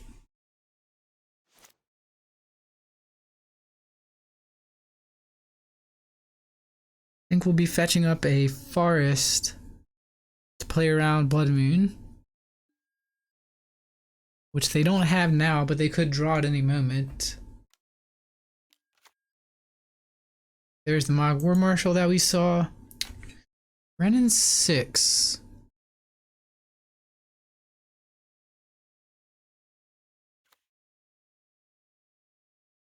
definitely want the forest here.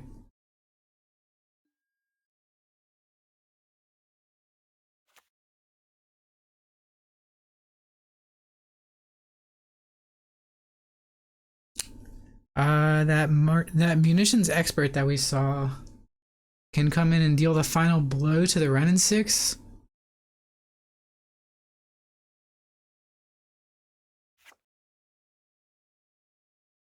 Target creature or planeswalker.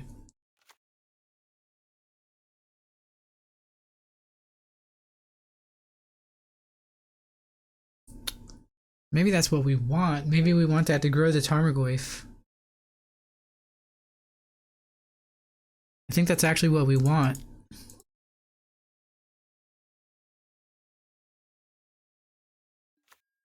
So hear me out. We minus...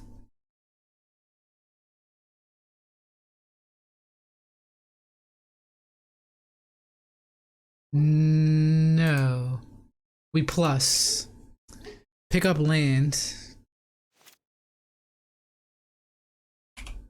Now they have to use the munitions expert. They have to both attack and munitions expert to kill the Renin 6, so they use all their resources up for this turn. Oh, they vial. So they still have lands. I guess that matters, because they can follow up with something. Okay, well that's kind of what we wanted to have happen. There's the Agadeem's Awakening. Plague Engineer.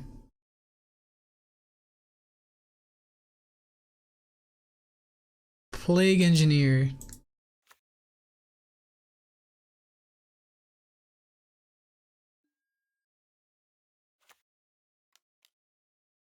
That was a good draw.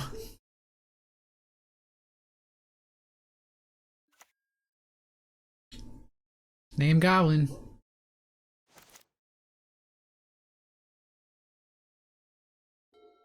Yeah, please don't have the bolt. Okay, we have the bolt. We have the bolt.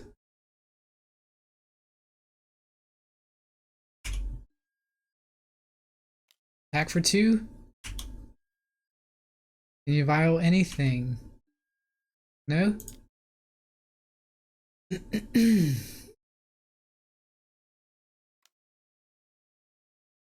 Well, Tarmogoyf here, leaving up Bolt and Fatal Push.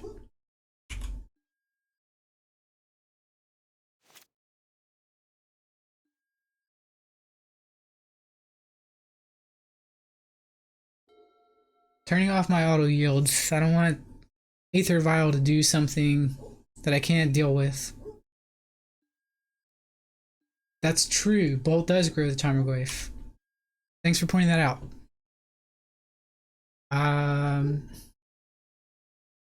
One second.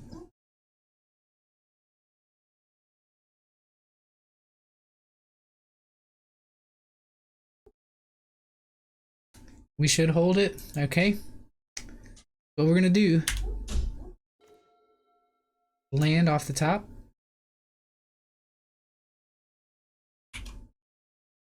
Right on. I like that plan.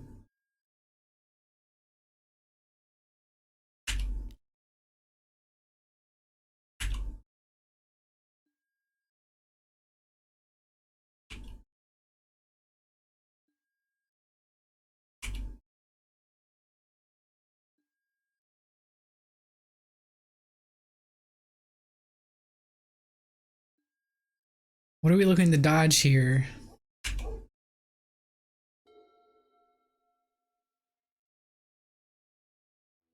There, got the match.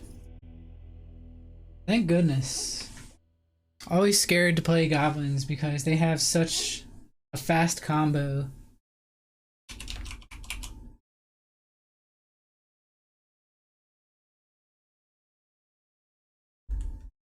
And if you have not done so already, please make sure to follow this stream as well. If you're new, appreciate having you.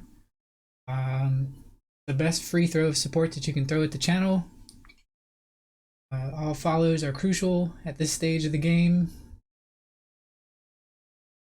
If you want to go one step further, you can subscribe to the channel. Helps out greatly.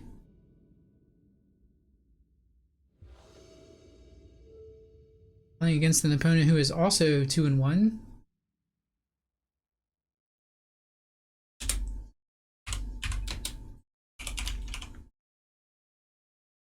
We're on the play again. Sweet. Okay, this is the first time we've seen Blooming Marsh, I think, this league. Actually, we saw it in the Demir match, but wasn't great. It was in the late game. I think I'll keep this. It's missing a discard spell, but it looks pretty good. Let's lead off here with Tomb Tapped.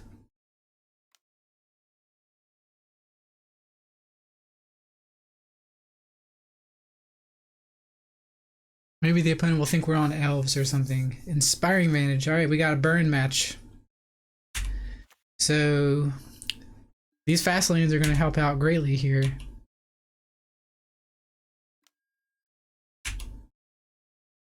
Bloodbraid Elf on top of our library. See?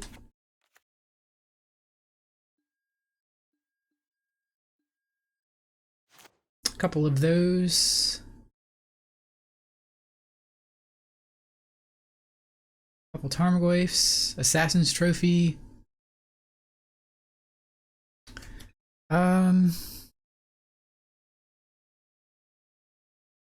If I play the Blooming Marsh here, the opponent might think that we're on rock.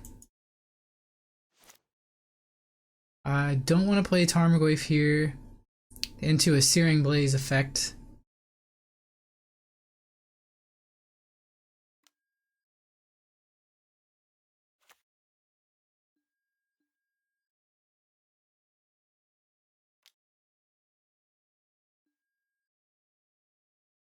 Okay, looks like we did find a Verdant Catacombs. Oh wait, they saw the Bloodbraid Elf. Why would they think that I'm on rock if they saw the Bloodbraid Elf? So that was kind of a silly statement.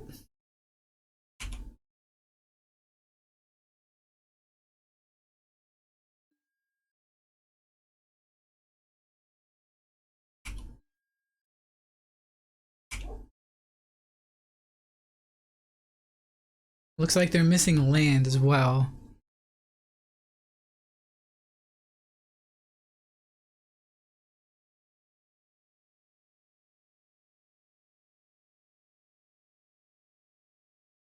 Guess we'll go ahead and play Blackleaf Cliffs here.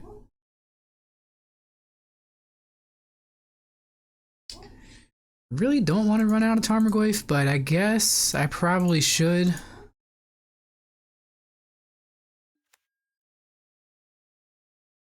Perhaps they'll miss another land drop.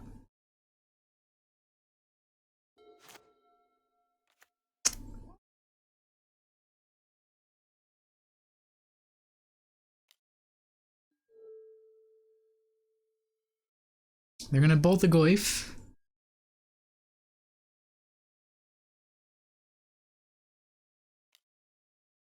They're gonna Lava Spike me.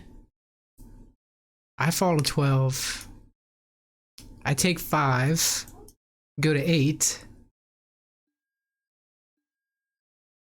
See what Goblin Guide reveals.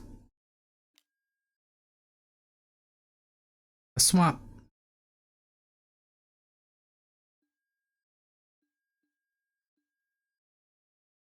I'm at 7, so apparently I forgot to account for the prowess trigger, the second one. Alright, that's enough lands. So I think I was supposed to trophy sooner than I did.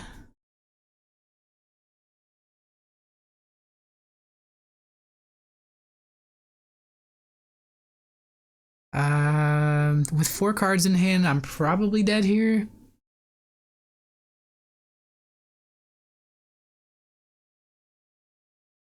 I guess I'm playing just Tarmogoyf and then trophying during their draw step.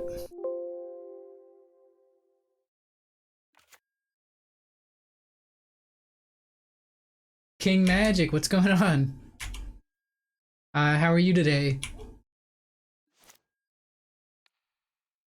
And let's trophy the Goblin Guide, right?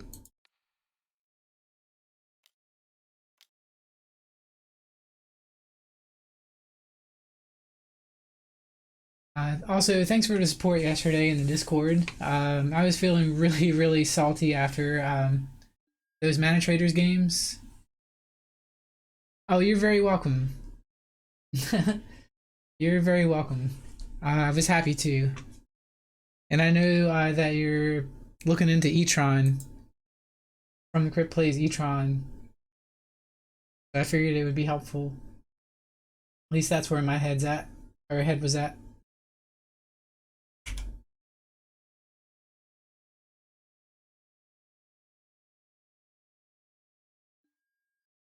So we are probably dead at 3. Like, we would need our opponent to have lands and draw lands.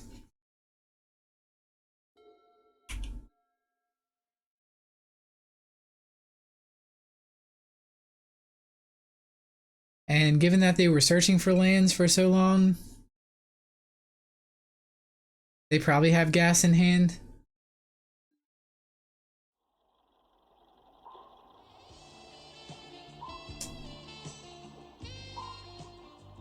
Oh shucks. Oh shucks. Get in here and get your love. These are my hype hands. Thank you for boarding the submarine, King Magic. I definitely appreciate that. We were just talking about that a second ago. I appreciate the support. Those are my hype hands. Unfortunately, I'm not too hyped about playing Burn. But I'm surprised that they didn't have another 1 mana burn spell in hand. Right there to end us. So they must have like Boris Charm, Lightning Helix or something. Maybe they have something here, I don't know. So what happened? Did you sell that deck? Renin 6, does that do anything? Not really. I think we can forgo casting Renin 6. I think we want to play the Blackleaf Cliffs here. Bloodbraid Elf, they're probably just debating us and they have the answer already in hand.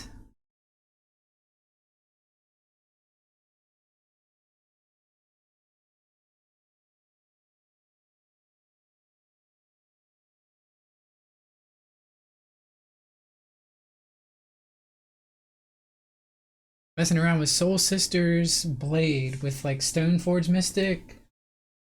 Soul Sisters and Stoneforge Mystic. Okay, Liliana. Don't tempt me like this, deck. They're just gonna untap and kill me. Why do you give me the good stuff now?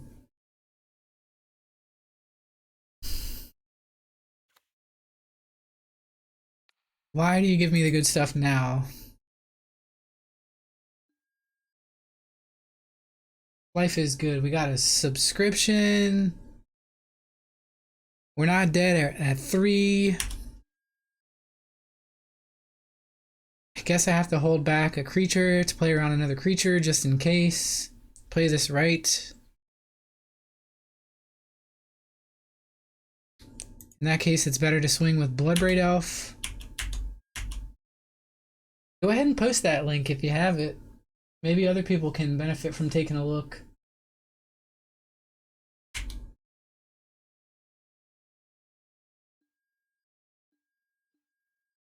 So, only swinging with Bloodbraid Elf because it plays around them having a creature, but we're probably super dead.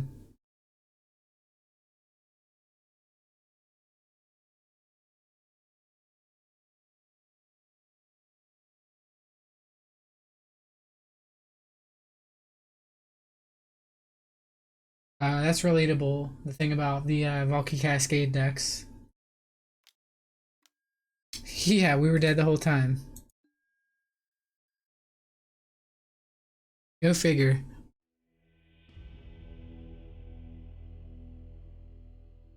Go figure. Alright. So we are supposed to have better game versus burn with this configuration. Let's bring in the collective brutalities. We can take out the Thoughtseize.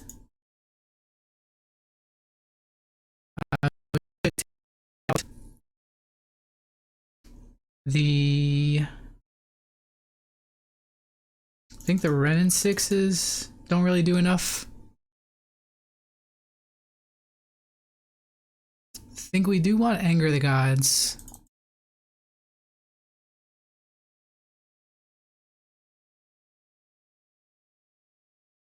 There is a possibility that we want Kolaghan's Command.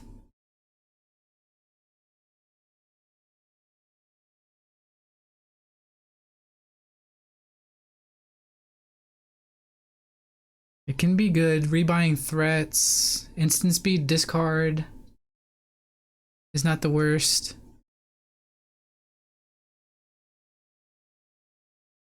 One second.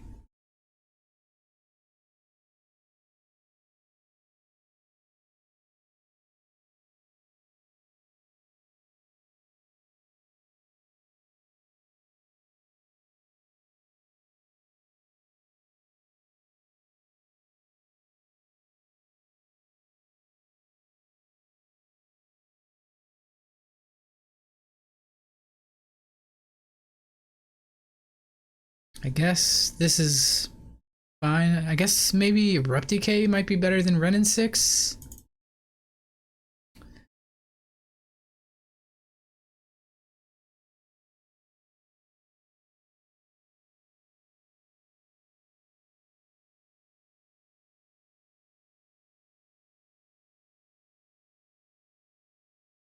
Don't know. I don't know. It answers Eidolon the Great Revel.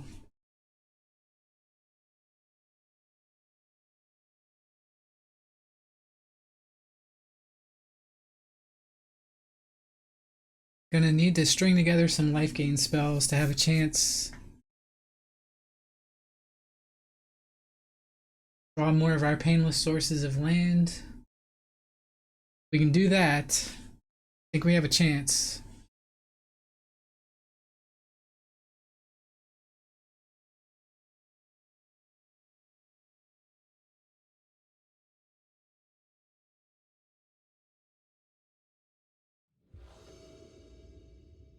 Yes, we'll take the play. This hand. Doesn't have any way to gain life. Does have Inquisition in the Tarmogoyf.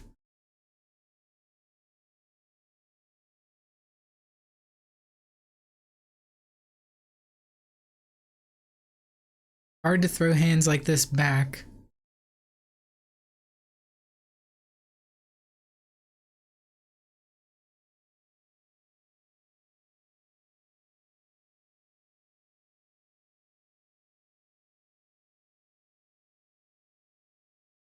God, I guess I have to keep it.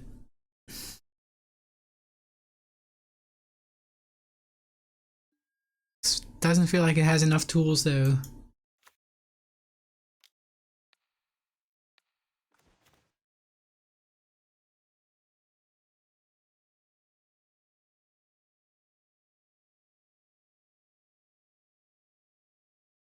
They have 2 Swift Spears.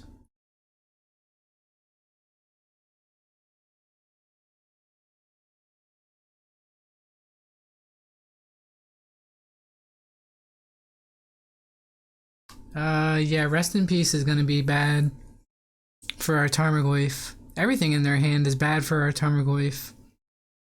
They only have 1 land.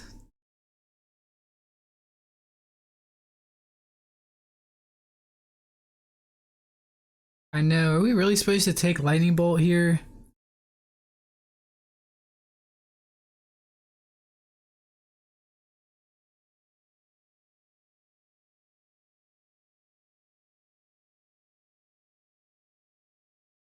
It's either Lightning Bolt or Swift Spear. Maybe it's Rest in Peace and hedge on them drawing a land at some point.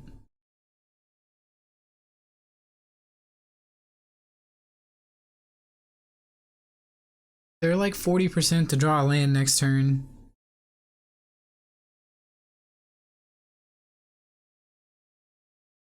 And I don't know why I'm belaboring this decision.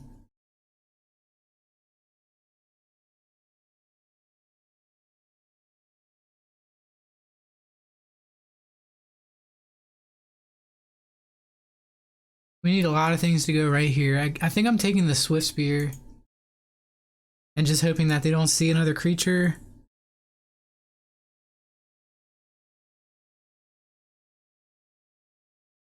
One of the old adages with Burn is play your creatures before your spells.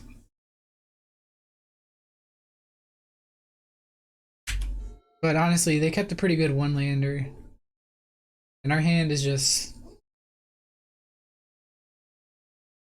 not as good as theirs.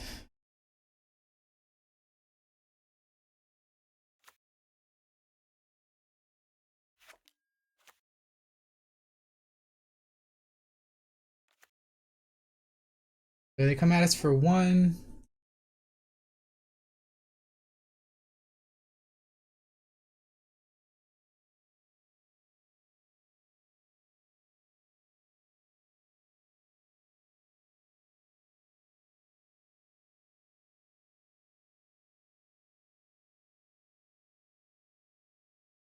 It's worth noting that they not only need a land, they need a white source.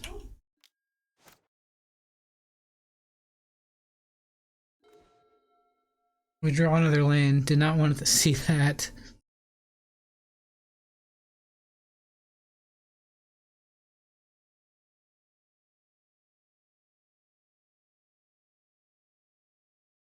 I do not want to fetch shock for the Tarmogoyf at all.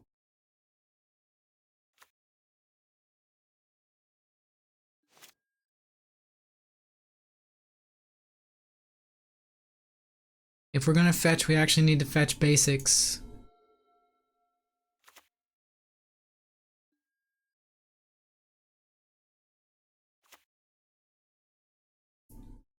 Alright, this is probably Rest in Peace. Lava Spike, okay, we didn't know about that one. 13, or excuse me, we're gonna go to, we're gonna be at 10 at the end of this turn.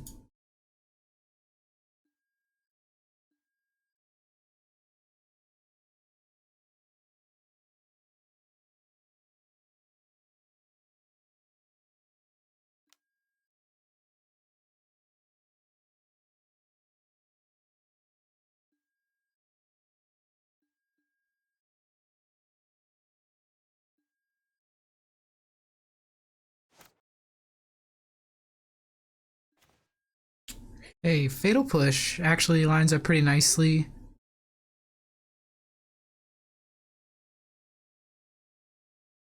So we know of at least 6 points of burn in the opponent's hand.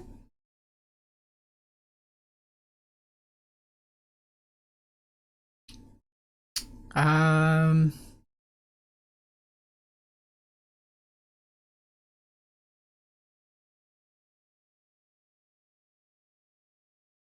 guess we could play no.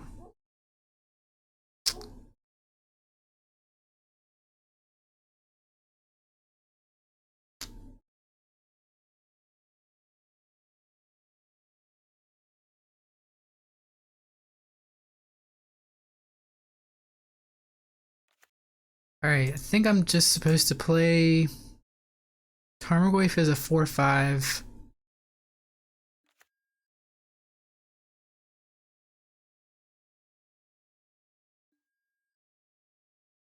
They're gonna cast Rest in Peace next turn instead of a burn spell now.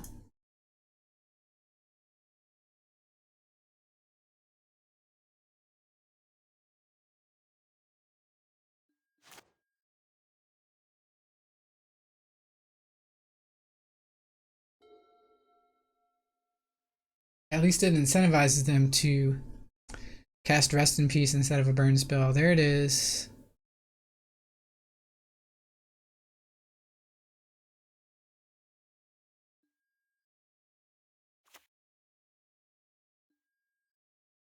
Yep. Tarmogoyf is 0/1.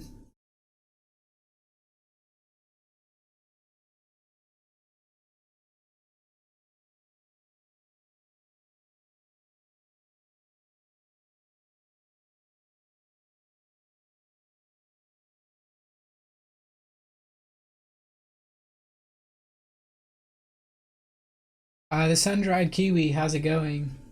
Um,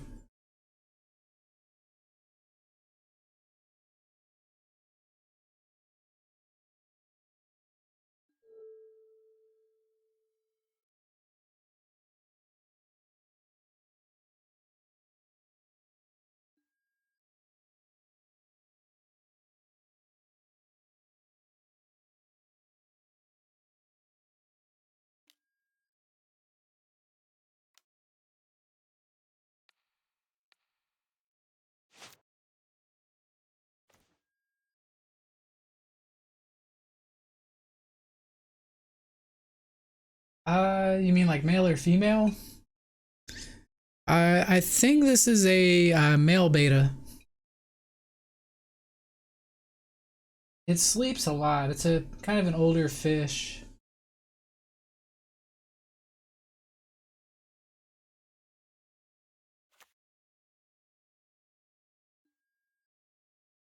So we're gonna do like Wano said, grab a swamp here. Its tail is actually rotting away. Right now, it has fin rot. Unfortunately,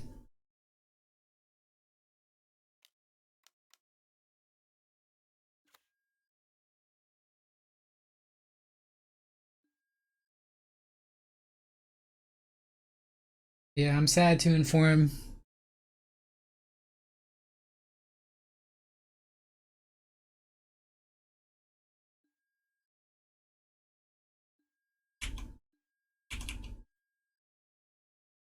What did we get out of their hand with that? Skullcrack?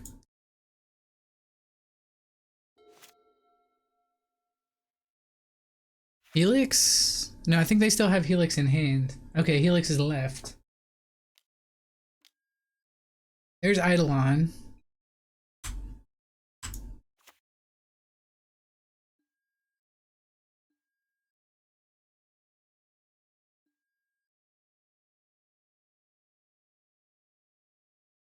So I actually think we're supposed to Liliana minus.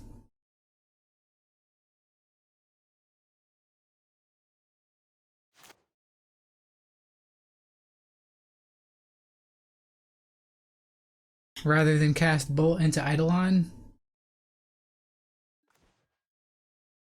Ooh, Bloodbraid Elf.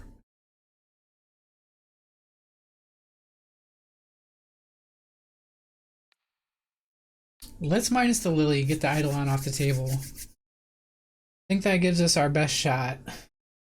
And we don't take any damage to remove the Eidolon. I'm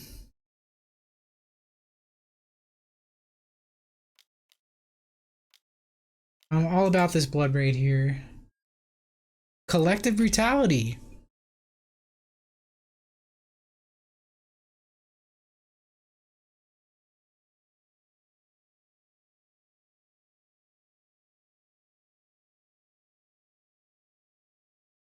Okay, Collective Brutality.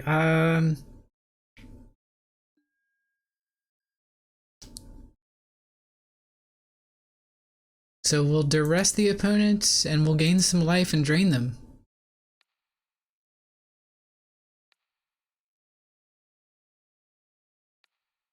I'll discard a bolt for that. We get the Lightning Helix out of their hand. We can hit them for 3. The beta's name is actually Alpha. It's Alpha Beta.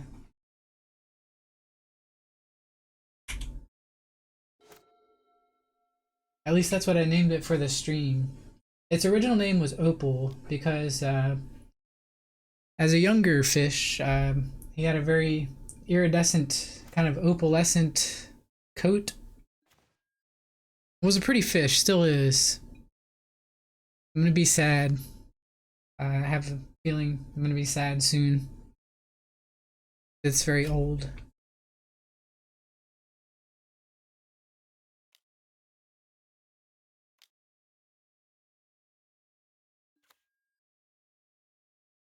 So we'll play Scavenging Ooze first, plus swing for 3.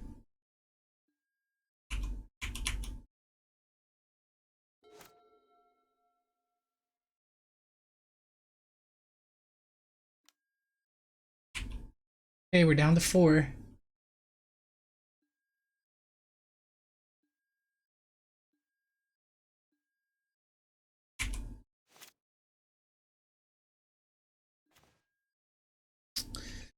Opponent's empty-handed. I think we needed a land there. Land would have done it. Alright, it would have done better than Inquisition here.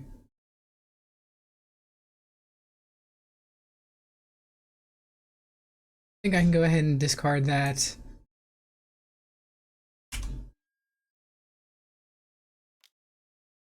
Swing for 5. Yeah, if the opponent draws a land here, that's great for us. Just not Boros Charm, please. Okay. Alright. We're still alive.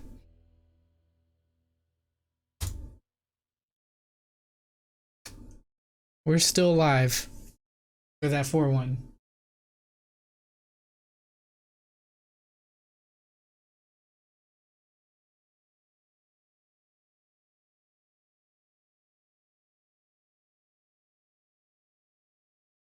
I guess I'm running this back the same way. Plague Engineer as a blocker. I mean, it could be better than something like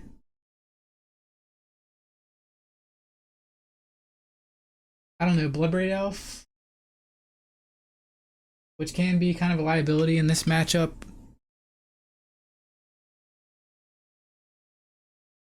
But we shouldn't have any problem removing their threats if we draw well.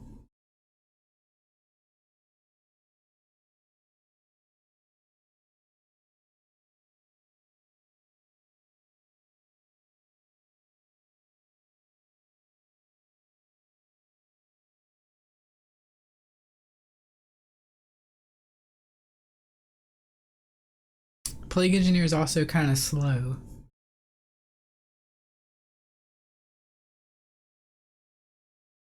In terms of affecting the board. I kind of see where you're going with that, though. Can we keep a hand without green with Collective Brutality?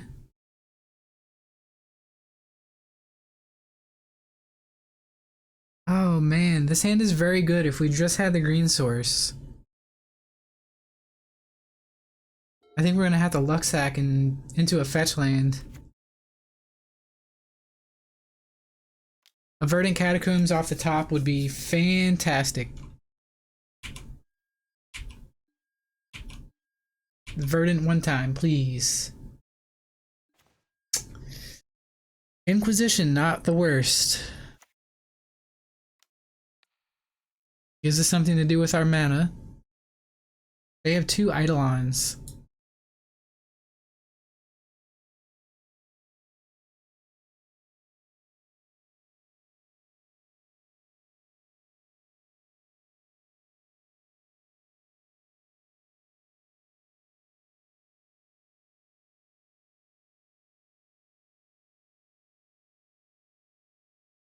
We have 2 Eidolons. We can take one, remove the other with Collective Brutality.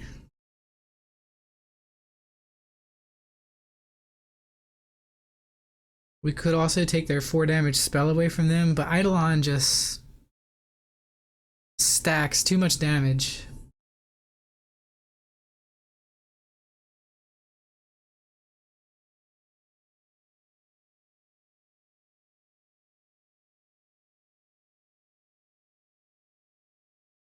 We do have the trophy and the collective brutality. So there's an argument for taking Boris Charm here.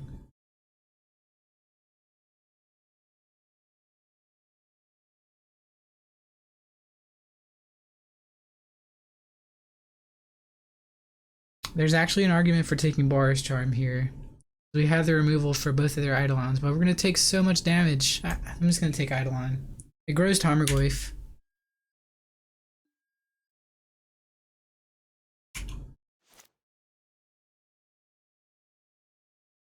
Eidolon now, then Brutality escalate for Eidolon and Boris Charm. I like that.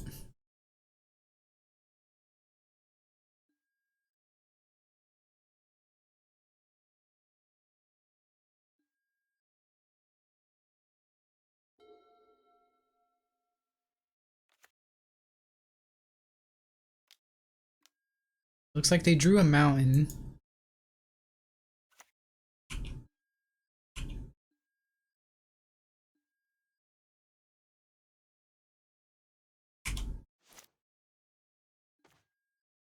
Hey, we have removal galore.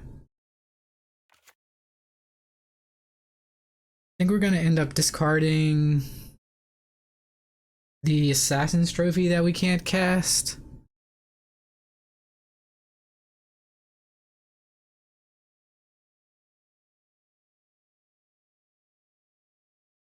I think we escalate all 3 modes.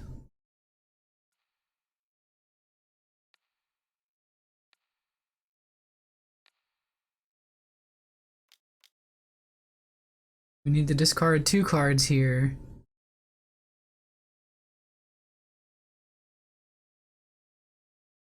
Trophy, nice knowing you.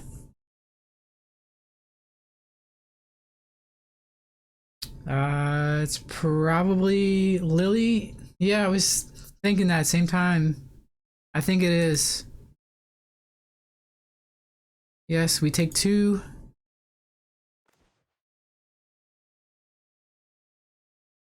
And we gotta take the Boris Charm here. I think.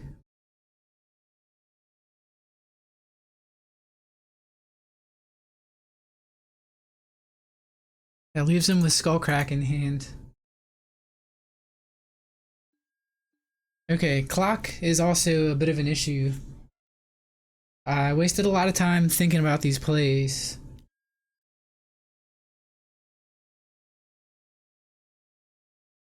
They Lava Spike us off the top. Come on, Blooming Marsh, please. Okay. Not Blooming Marsh.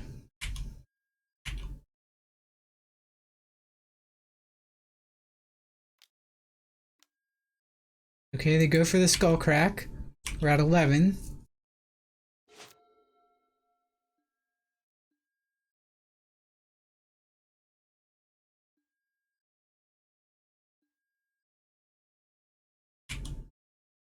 Blooming Marsh. Damn it.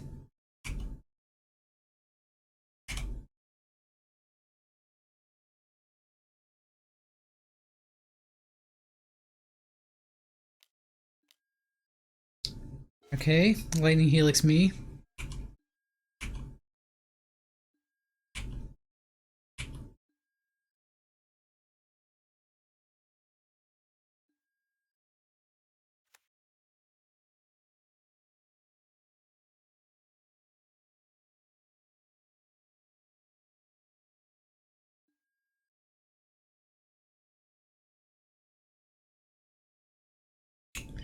If we get a Forest, we can't Liliana here. But I think that's what it's gotta be.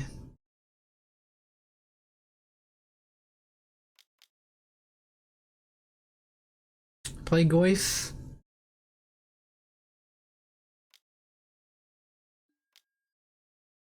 Oh no.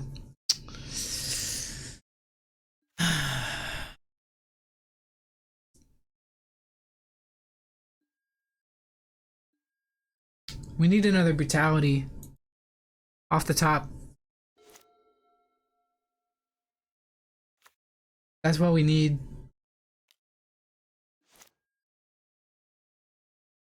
Opponent digging for Boris Charm. Swift Spear. Alright.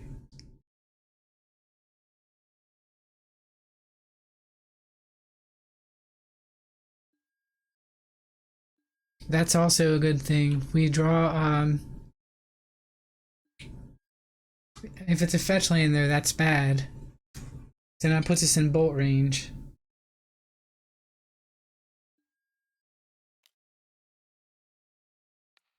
Then go ahead and push this. Save the bolt.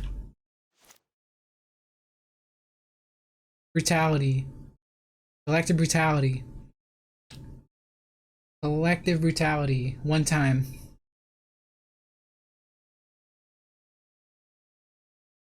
I don't like setting F4 life. Collective brutality.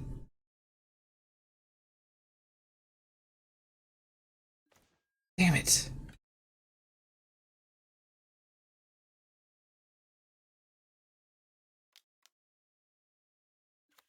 Play Scavenging Ooze.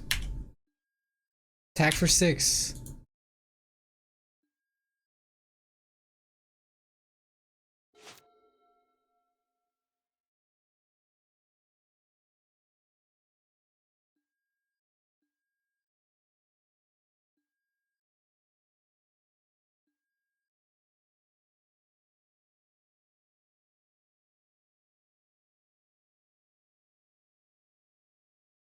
Are we supposed to bolt them here? Actually think we're supposed to bolt them here.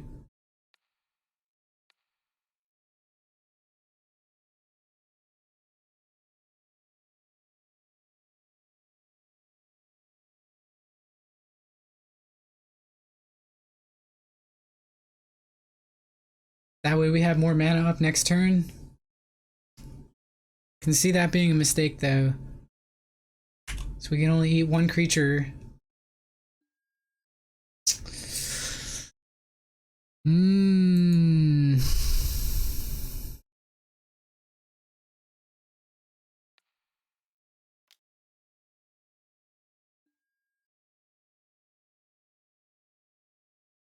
Okay, we're at 5.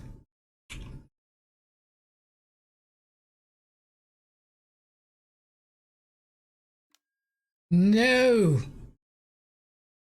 Damn it!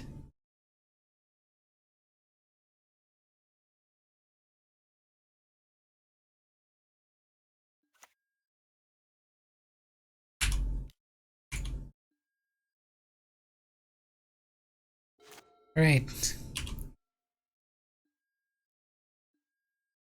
This is quite stressful.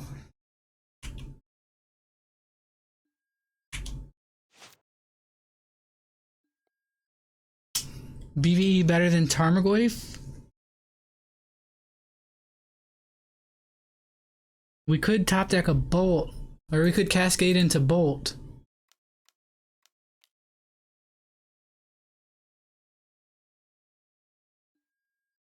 Abrupt Decay. God damn it.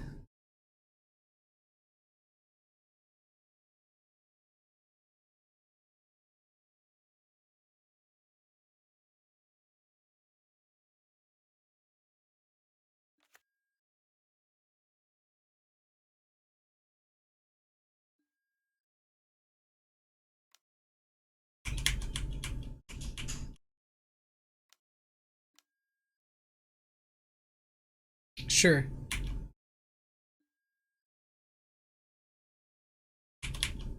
Oh, you're right. I should have played around a hasty creature.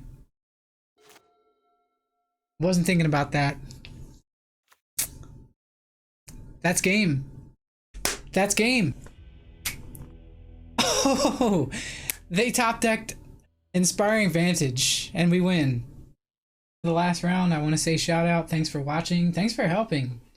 Happy Thursday. I appreciate everyone for coming through and watching the stream. We're on the play.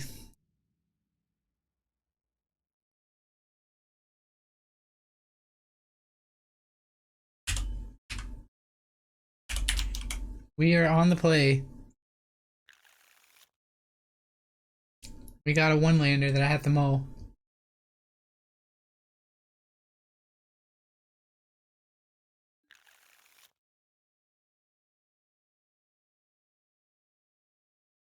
Hmm. Don't like this hand that much.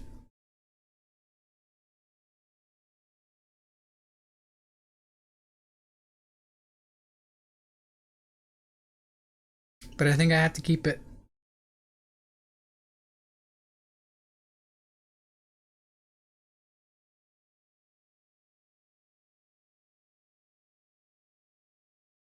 Put the peat land to the bottom.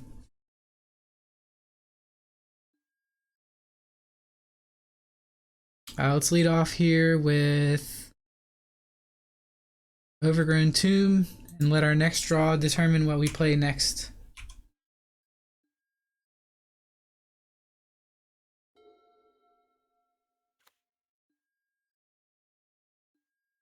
Blooded Strand.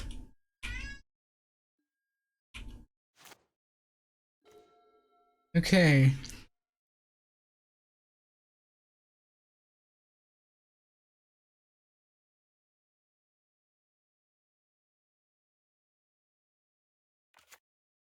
Oh, I should have played one of my fast lands. Damn it. Got blinded by the Wooded Foothills.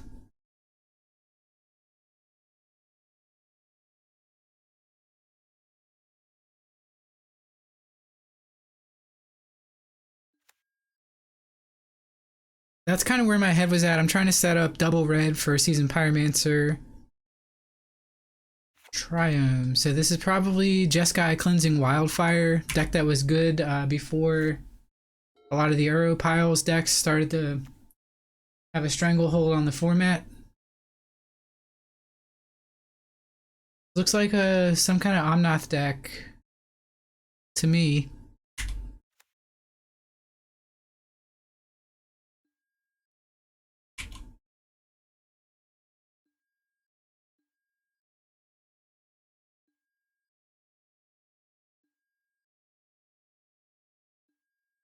Go get a Blood Crypt. I'll shock. Trophy this thing now. That's true. I didn't think about that. It could be 5-color Bring to Light or Niv to Light. Pretty good guess.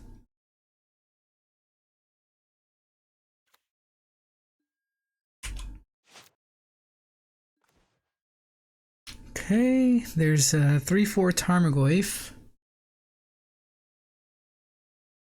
That plus holding up Lightning Bolt might be the correct play here.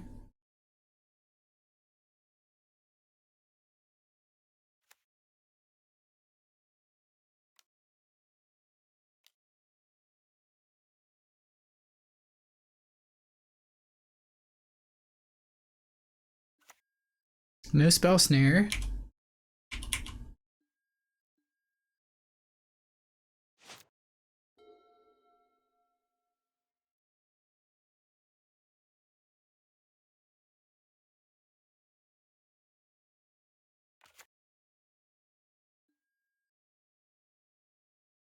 We knew that was in hand. Teferi.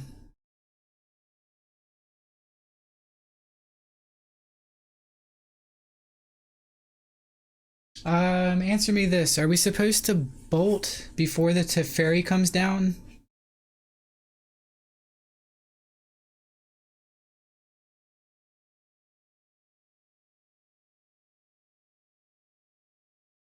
I think we're actually supposed to hold the bolt.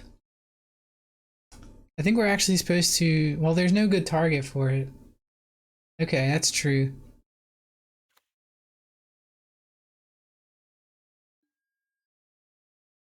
That's true.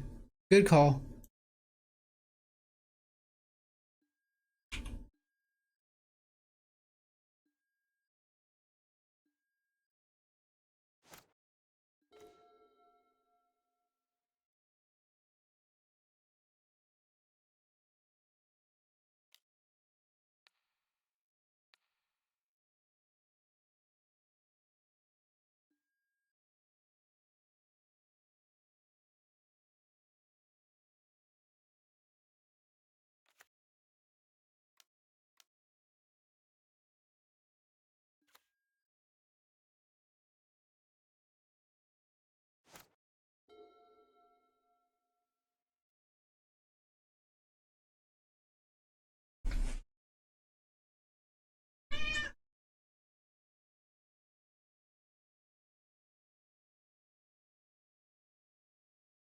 The cat says hi.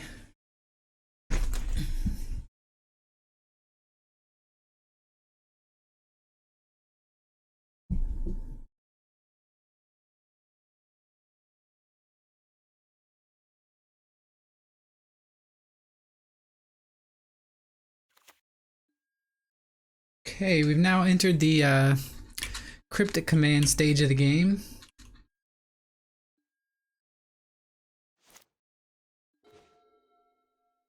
Means whatever we play next probably doesn't resolve.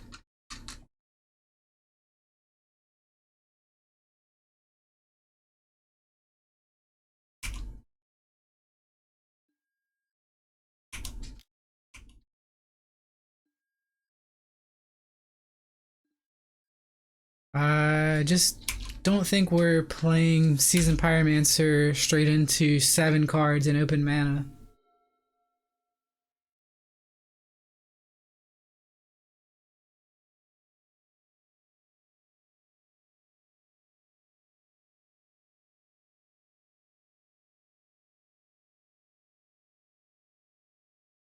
They could have a whole bunch of stuff, honestly.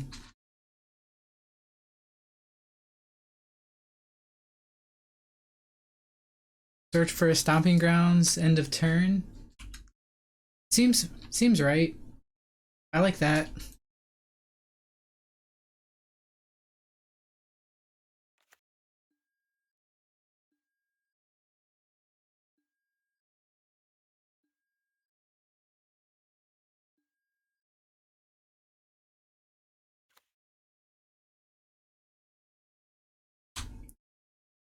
Bolt 2.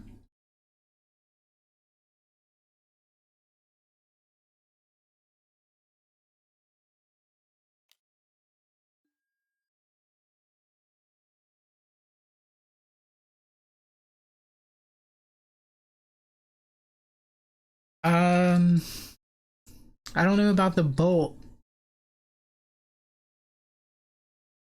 I don't know what we gain from bolting here.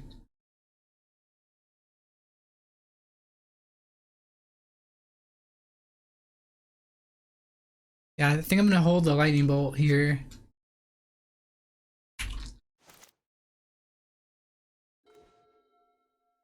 Okay, there's scavenging ooze. When this enters the battlefield, discard 2 cards, so it has to enter first.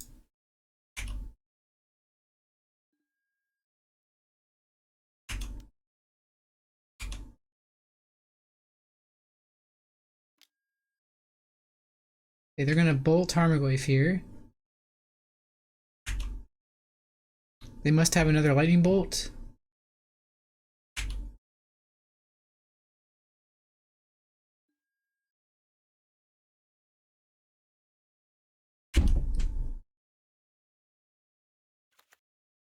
That appears to be what's happening.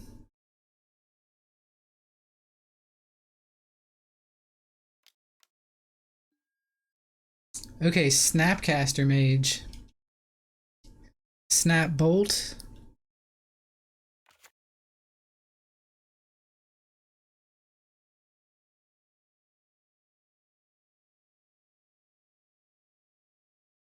That's unfortunate. If only we would have somehow decided to play Scavenging Ooze first, this never would have happened.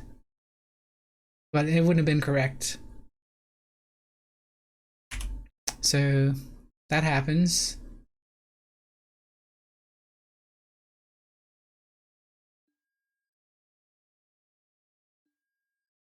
Oh, they're just gonna block it?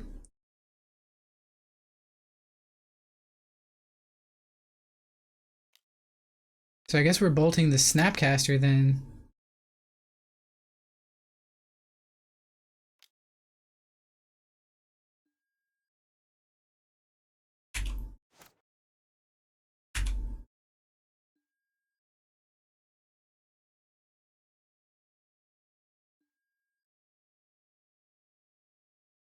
Um, Scavenging Ooze is really tempting here.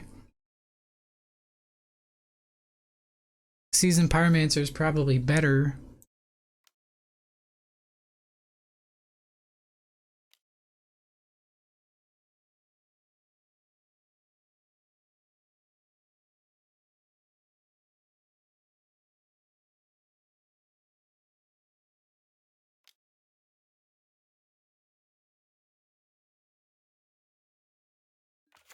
Oh, I was supposed to play the Scoos and then the Spyro.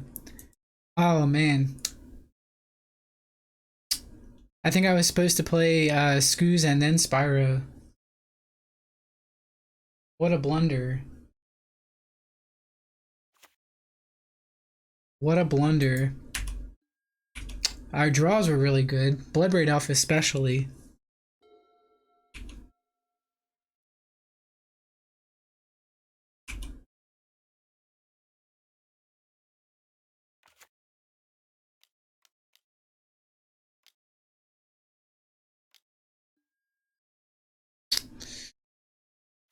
Okay.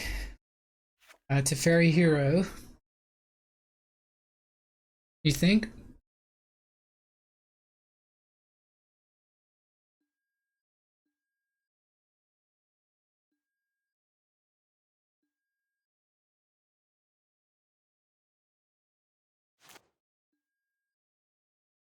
One second. I gotta let the cat out. Come on. Oh, you want to stay in here? My seat. We're gonna have an issue.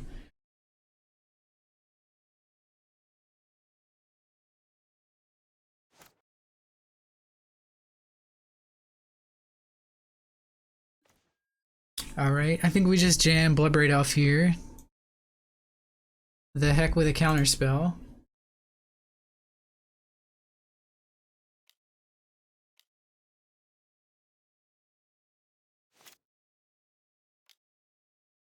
We'll represent Push and Bolt.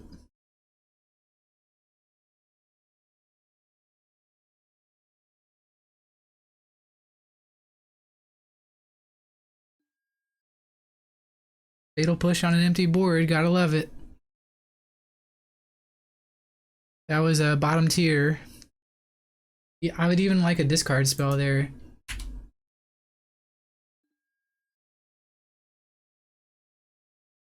Everybody at Teferi. See what kind of removal they have. Hopefully none.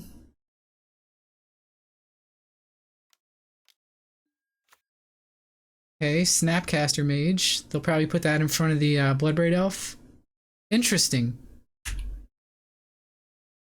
No blocks. They have another one? Omnath.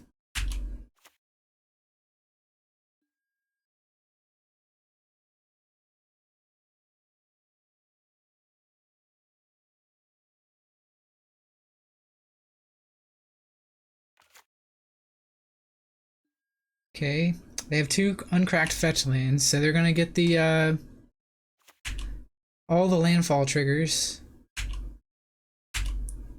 when it benefits them the most.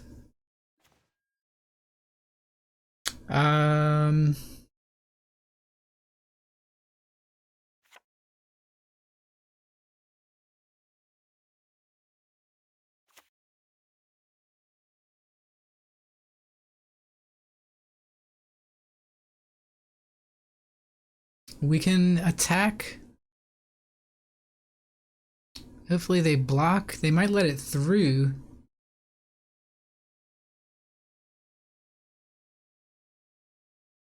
Guess we Bloodbraid Elf here.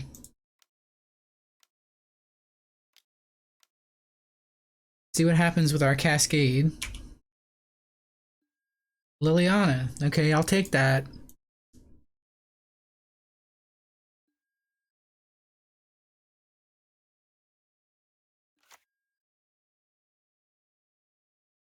So they gain 4 life. I hate that. This is probably a counterspell. But which one? Force of Negation? Sure. Let's get that out of their hand. They counter the Liliana. Smart.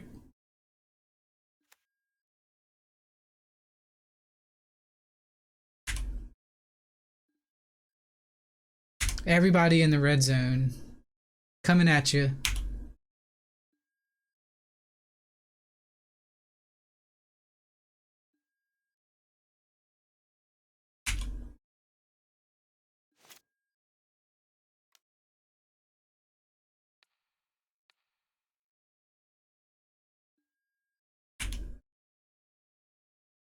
They have a 1 mana counterspell for this.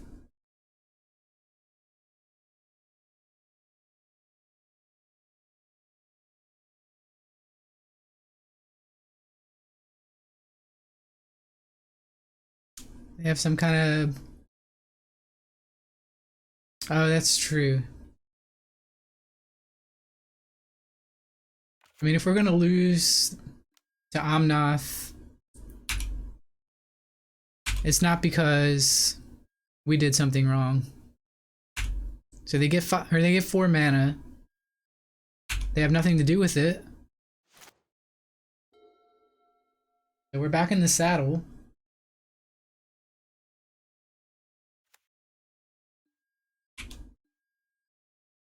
I was gonna say if they do something crazy there, that's gonna be Wizards' fault, not ours.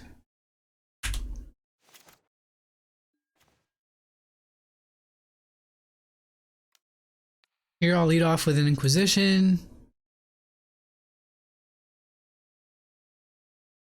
Unfortunately, they have Field of Ruin if we ever draw our man land. Lightning Helix off of them.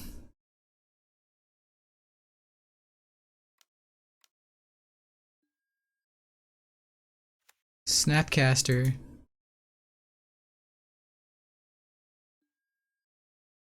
For Helix. And revealing Hallowed Fountain. Okay, opponent has Hallowed Fountain in hand.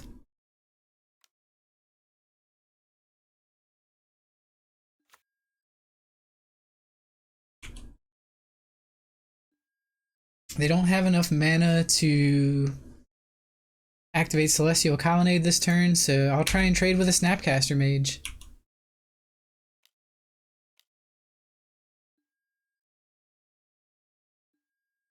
That was likely to happen anyways.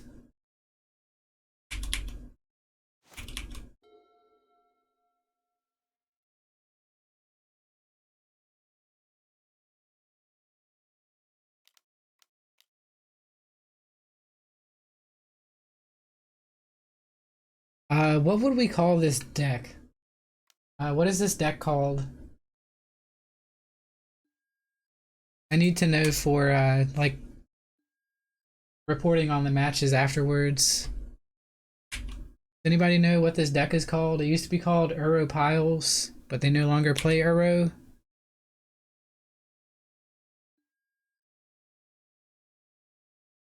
Four-color Omnath Piles. That makes sense.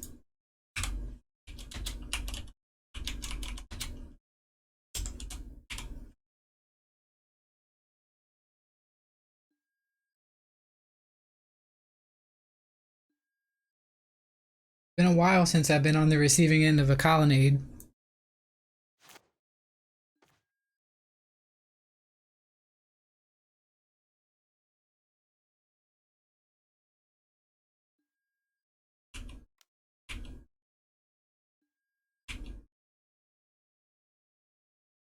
These decks are pretty crazy.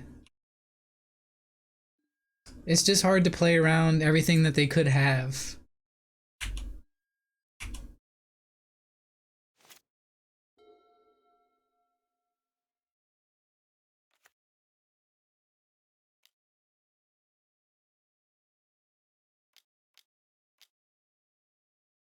Is this another Teferi? Nope, it's another colonnade beating.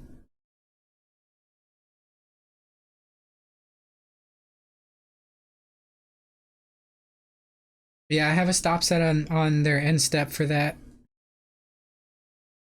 So we're gonna Spyro end of turn. That gives us another 2 tokens.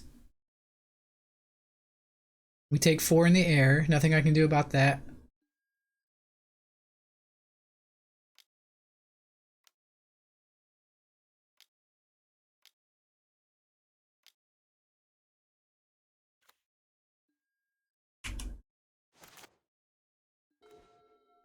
We can Inquisition here. Maybe we'll get a counterspell out of their hand or something. This Cryptic Command. Haven't seen any of those yet this game. Yep. Tap, or yeah, tap draw. Damn it, man. They have 2 lands in hand.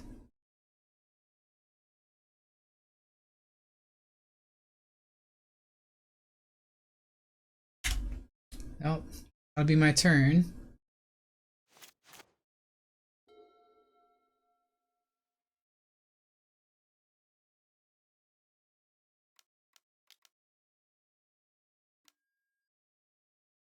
Another Celestial Colonnade beating.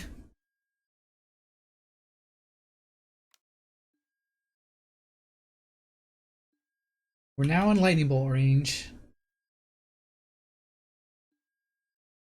I guess we have to fetch here to thin the deck. We need a removal spell. We need Fatal Push. We have 1 more in the deck. We'll get a Swamp. Need to draw Push here for their next Colonnade attack. Still have a chance at Push here.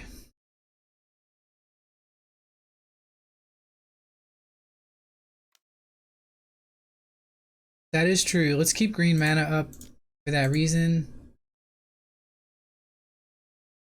We also need to play around them having Cryptic Command. That means we want to do this after attacks.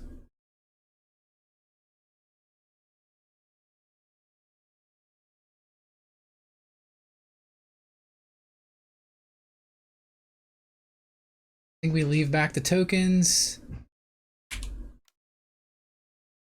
Attack for 5.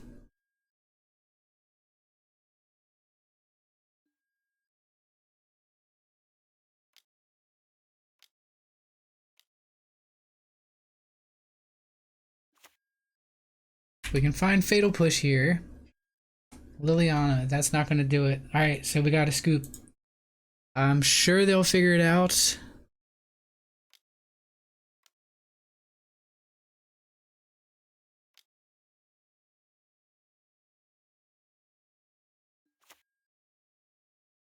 Let's try and make them discard a card. Maybe they'll discard a card we didn't see. No, we already saw a Breeding Pool. Yeah, we could go out on our terms. I don't think they'll miss the attack unless they skip the attack. Would hate to lose, or I would hate to win on a technicality like that, but it does happen.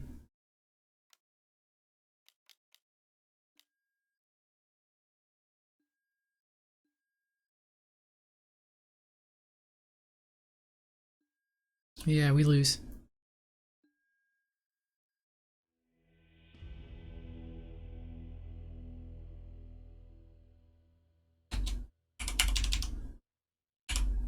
Alright, burned a lot of time that game.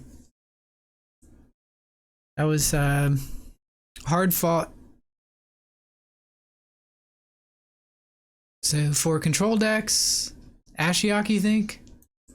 I guess they do a fair amount of graveyard and fetching interactions with their deck. They're a Snapcaster deck. Grafdigger's Cage can come in here. Abrupt Decay can come in here. It's a good answer to 3 Fairy.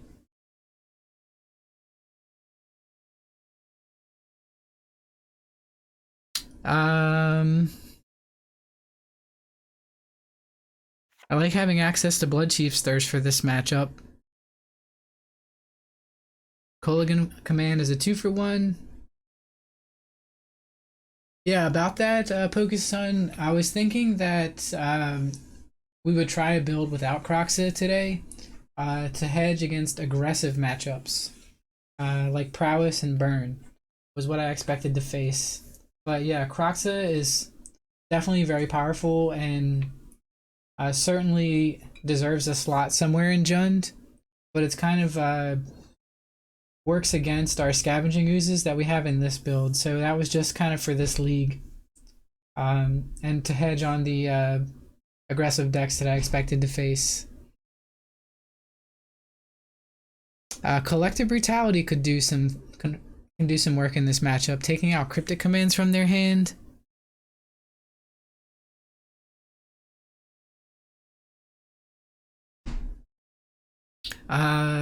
Yeah, it does. But in my experience, I've always had trouble escaping the card. For whatever reason, it could be due to fetching wrong, things like that. It's usually due to my own mistakes, not the way the card is designed. I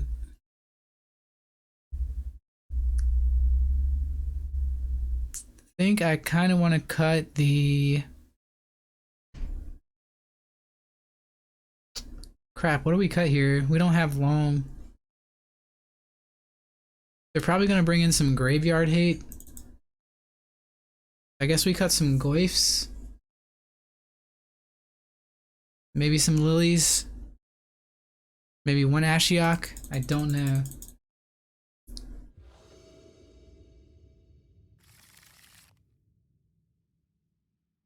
I think it was not smart to cut our Tarmogoyfs, but I had to do something. Luckily, we drew two.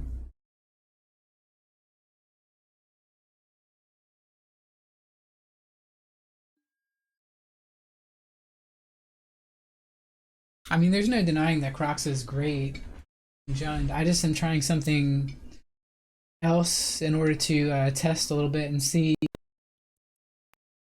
right now. That's my reasoning for running the card.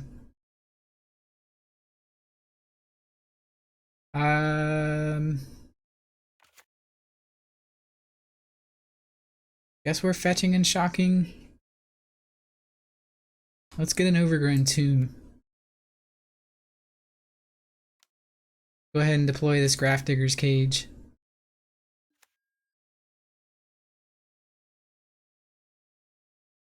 Oh, that's a good point. We're down to 9 minutes on the clock. I spent a lot of time discussing and thinking, and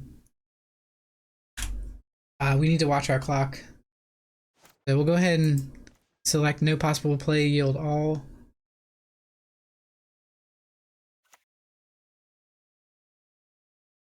I really don't want to play Tarmogoyf as a 1-2. I think there's a possibility that it just dies to a lightning bolt here.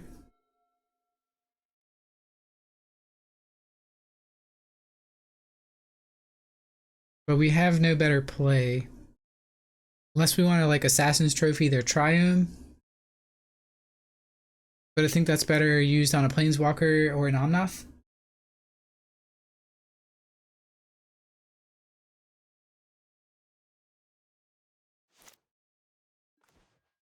Okay, Liliana was a nice draw.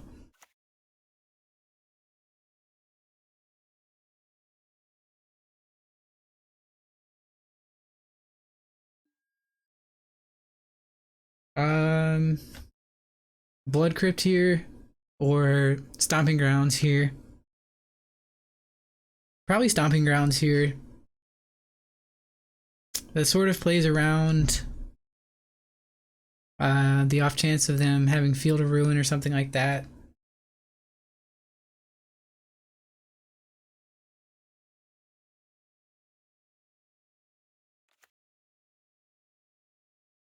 Taking a lot of damage off of our lands.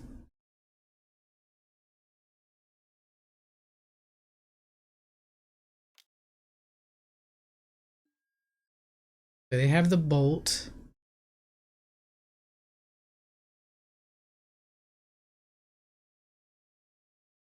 Can we save the Tarmogoyf somehow? If we... Okay, hear me out. If we trophied our Grafdigger's Cage right now, we could save the Tarmogoyf.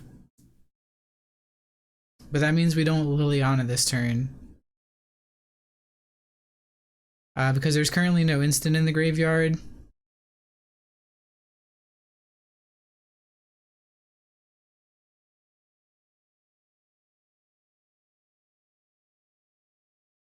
This is probably crazy, but I'm gonna...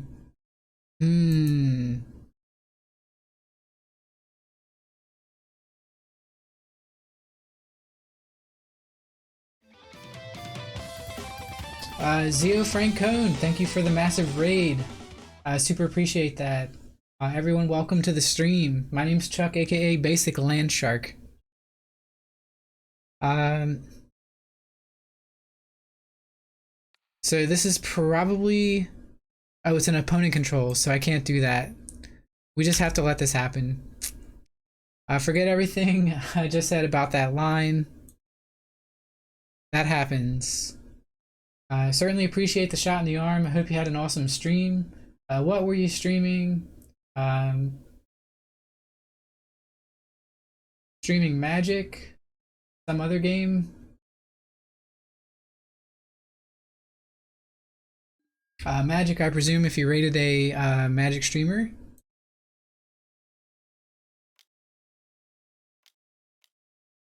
So we'll be lucky if this resolves. It did. We'll plus. And I think we want to discard the bolt here. If you're just getting here, we're 3-1 in this particular league. Oh, nice. Legacy. I don't really dabble in Legacy. I've never played the format, honestly, but I've watched it. I used to watch the Star City Games series when they would have their Legacy on Sundays. I guess we're gonna plus first. We're gonna discard the land. Somehow we managed to get an Omnath out of the opponent's hand. Let's go for Tarmogoyf here. It's a 4/5. I'll pass turn. Our opponent discarded Timely Reinforcements. Those are some good cards our opponent's discarding. How's it going, Mycelium?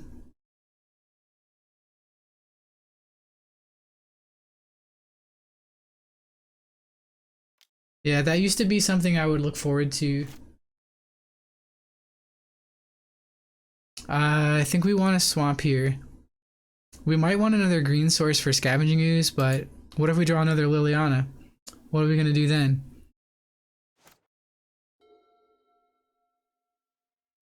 We have Grafdigger's Cage.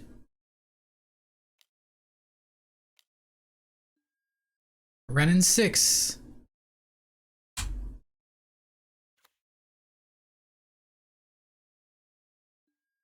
Have they played a land this turn? I'm not gonna wait to find out. Just gonna kill Renin 6 now. Hopefully they don't have Force and Negation for that.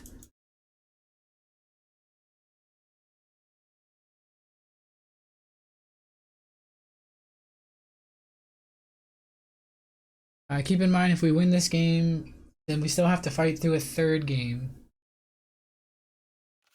How's it going, handsome Matt?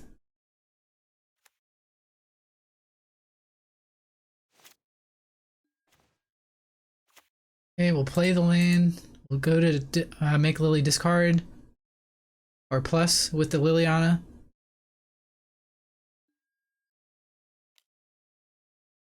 Attack with Tarmogoyf and pass turn.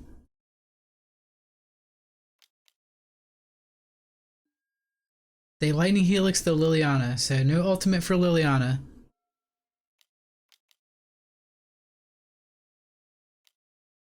This is Omnath? Sure.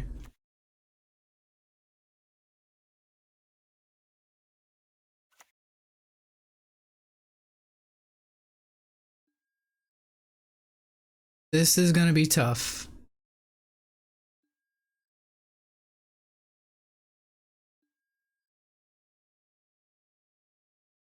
This is gonna be tough.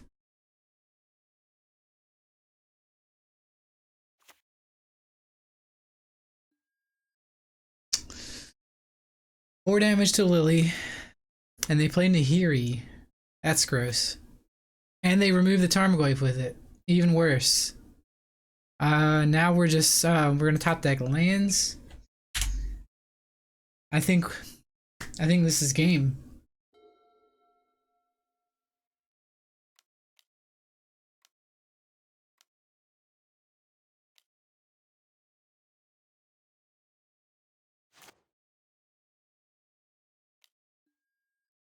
Yeah, this is just game.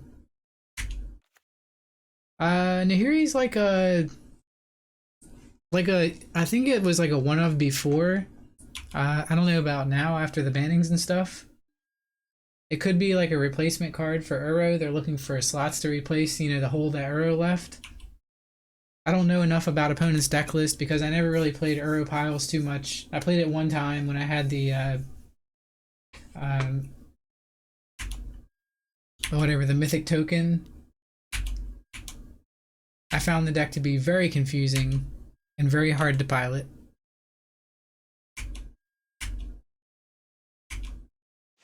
I didn't play it again after that. Okay, we're pretty dead here, honestly. Their planeswalkers are just gonna take over the game.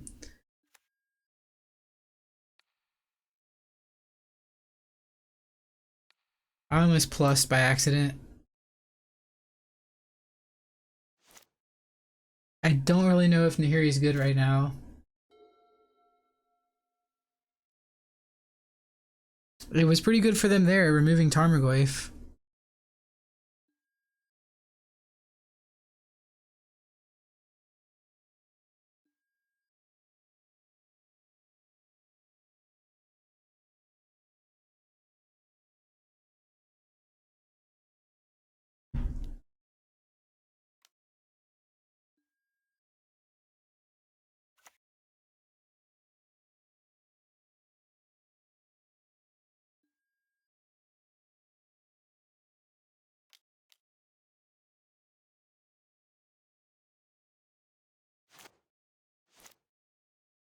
Feels like no matter what we do, we lose.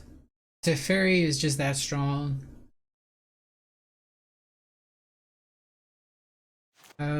Top decking Season Pyromancer can maybe help us out. Land is not going to do it. Should we just give them the GGs?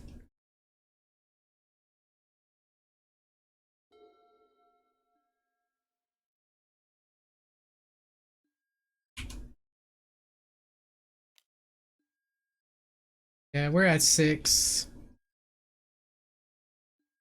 Oh, they went after Lily? Okay, that's a surprise.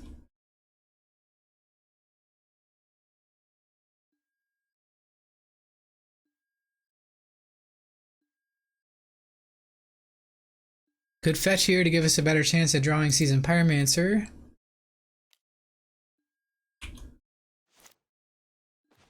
Another land.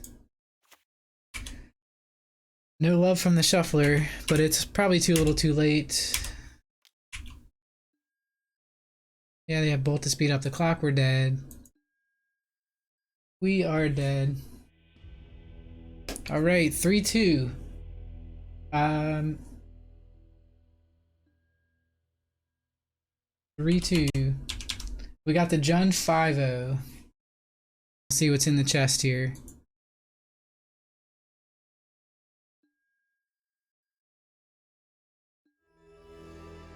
Uh, 10 play points and a Sun Crusher. I don't think that card at 9 mana is ever gonna see play. 10 play points is like $1, I think, in fun bucks. So pretty lousy chest, honestly, but we'll take it. Happy to have everyone here. Thanks for watching the stream. As always, check me out on the socials that I posted up above there. And I'm gonna get some food. It's high time to eat something.